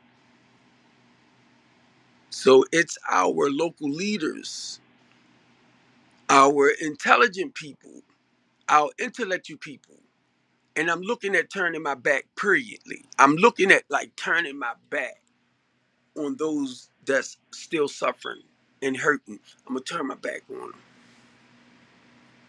So I tell myself and convince myself that they don't want nothing. But then as a person who do what I do, I get a phone call. Somebody telling me that they in a place where they might not have, they only got like 2 months left. And then they gotta go. So they reaching out to me to get help. And I know they got at least 2 months to be out. So you start preparing to help them be out when that 60-day is up. You got 60 days to put stuff together. So now we got to see who can take y'all, who can do this, who could do that. That has a program.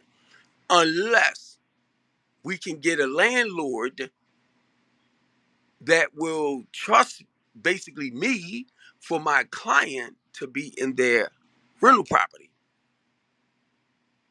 And even if they say yes, some of the landlords, if the rent is like 1,000 or 1,200, anybody in their right mind know you got to pay security.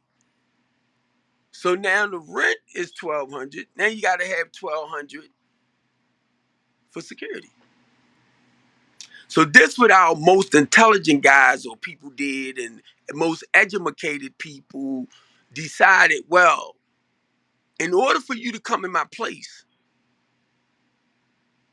not just 1,200 security, let's double it. You got to pay twice for security. Why? Because it's hard for people with low income. If I'm working a job and I can pay you, I can pay for the rent 1,200 a month, and I got 1,200 in the bank, or I got 2,400 in the bank. That sounds good to me. Okay, I got you, because it's in the bank. And then when I leave your property, now in my mind, and I know your property in good condition and all of that, I want my $2,400 back. So now it all depends on if this landlord is making pretty good money and stuff like that. He can give you your $2,400 back. Or if he can't, he'll come up with excuses on that little hole right there. It cost me $3,000 to get that little hole sealed up. So now they come up with excuses and try not to give you back your security. See, this is stuff I like to let people understand. And this is the stuff that I have to share with people who can't figure out why nobody want to work with me. Or, yeah, I know I got an eviction notice and I got evicted. I already know that. But I can afford my stuff now. I can afford to maintain whatever. Can you help me? I got a bankruptcy, right? Can you overlook my bankruptcy? I was going through hard times and this is what I had to do to correct some things. Nope. Nope. Because they'll use that against you. You got a criminal background.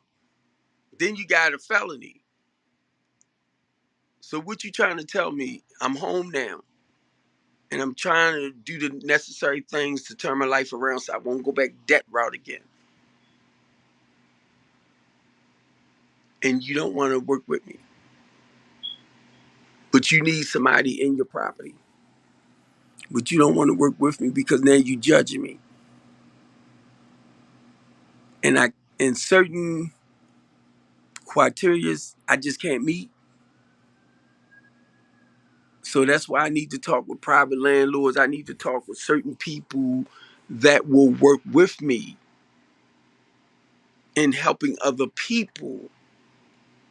And let's not judge them that much. And I know you want your money, definitely. That's one top priority. But if you got property sitting and it's been sitting for months, because you only gonna give it to somebody that's gonna be able to pay that 1,200, but give you 2,400 security. And yes, one day somebody will come along that can afford all of that. Don't have a problem. But what about the ones that can't? Turn my backs on you. And I'm real proud of it. I'm gonna just say this: I love y'all, and I don't know who. Um, like I don't know how many people kind of looking in the background. I don't know, and I'm not really concerned. But I was telling Lady J, right, because we always doing like we'll come out to community events and stuff like that, and I don't know. I'm just for me, I want to go once I know like to these town hall meetings and today I believe I was somebody cleared me up on a lot of the stuff that I just couldn't figure out why people in position to do better, but just I'm thinking that they just don't care to do better. And I'm talking about our politicians, people, the leaders. But I'm looking at the reason why they can't do better because certain things is ground level stuff, and it goes against that belief. I don't know, y'all. I don't know. Uh, I just think a lot of people selling us out. And when I keep looking at like mainly in the inner city, they done took the recreation centers out. It's not as many as it used to be. So you got a group of kids that's coming from this side of the street.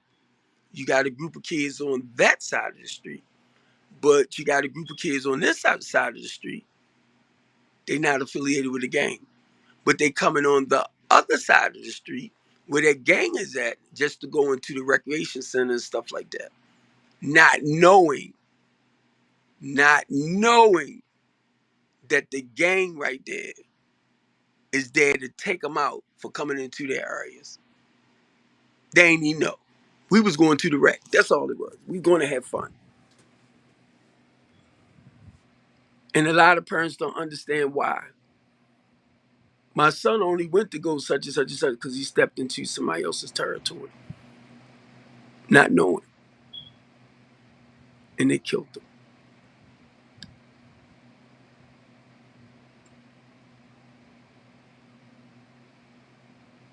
And I'm going off of something that was told to me when I was looking for a building. I'm talking to my friend Chip. Chip lives on, well, he don't live there no more. I think they tore them projects down. But well, I'm getting ready to say Woodmore or Woodmere. It's right there off of Poplar Grove near Emerson. But Chip and them lived down in that housing project. And he was telling this lady, right, don't let your son, then that's Poplar Grove, go to that store up there because he's on this side. And then if he go up to that store, he done stepped into the gang territory. So they would kill him just right across the street. And I wasn't really thinking about it. I just didn't, the gang thing didn't even hit me. And I'm like, oh my God, because I'm the type of person in that tractor trailer, I pull up anywhere and go and do what I need to do. Not realizing that I done came into another gang's territory. Rather I'm in the tractor trailer or not, it doesn't matter, but it's like I'm invading their stuff. So when he said that, I was like, God damn. So you got kids from, I'm gonna say Poplar Grove, and the closest recreation for them to go to is down there on Bentlow. So look how they got to travel from Poplar Grove to Bentlow, because the recreation center in their district or their community was shut down. So then they got to go over to another one, and then we wondering why the kids are getting killed because they stepping into other zones. I love y'all. I need to go get me something to eat. I'm thinking about well, I'm gonna make me some coffee too. But I love y'all, and I'm not gonna say I didn't mean to be this long because y'all know I didn't mean to be this long, but still somebody need to hear it. I ain't playing with y'all. When my friend hit me the other day, she said, God said, this is your year for reparation. And she's not talking about nobody handing us money from what our people went through. But this is your year for reparation where it's your year to start doing and earning more. And when I heard that the moment she said reparation, I knew she was talking about that next venture. And that's where I'm at. And God been lining people up.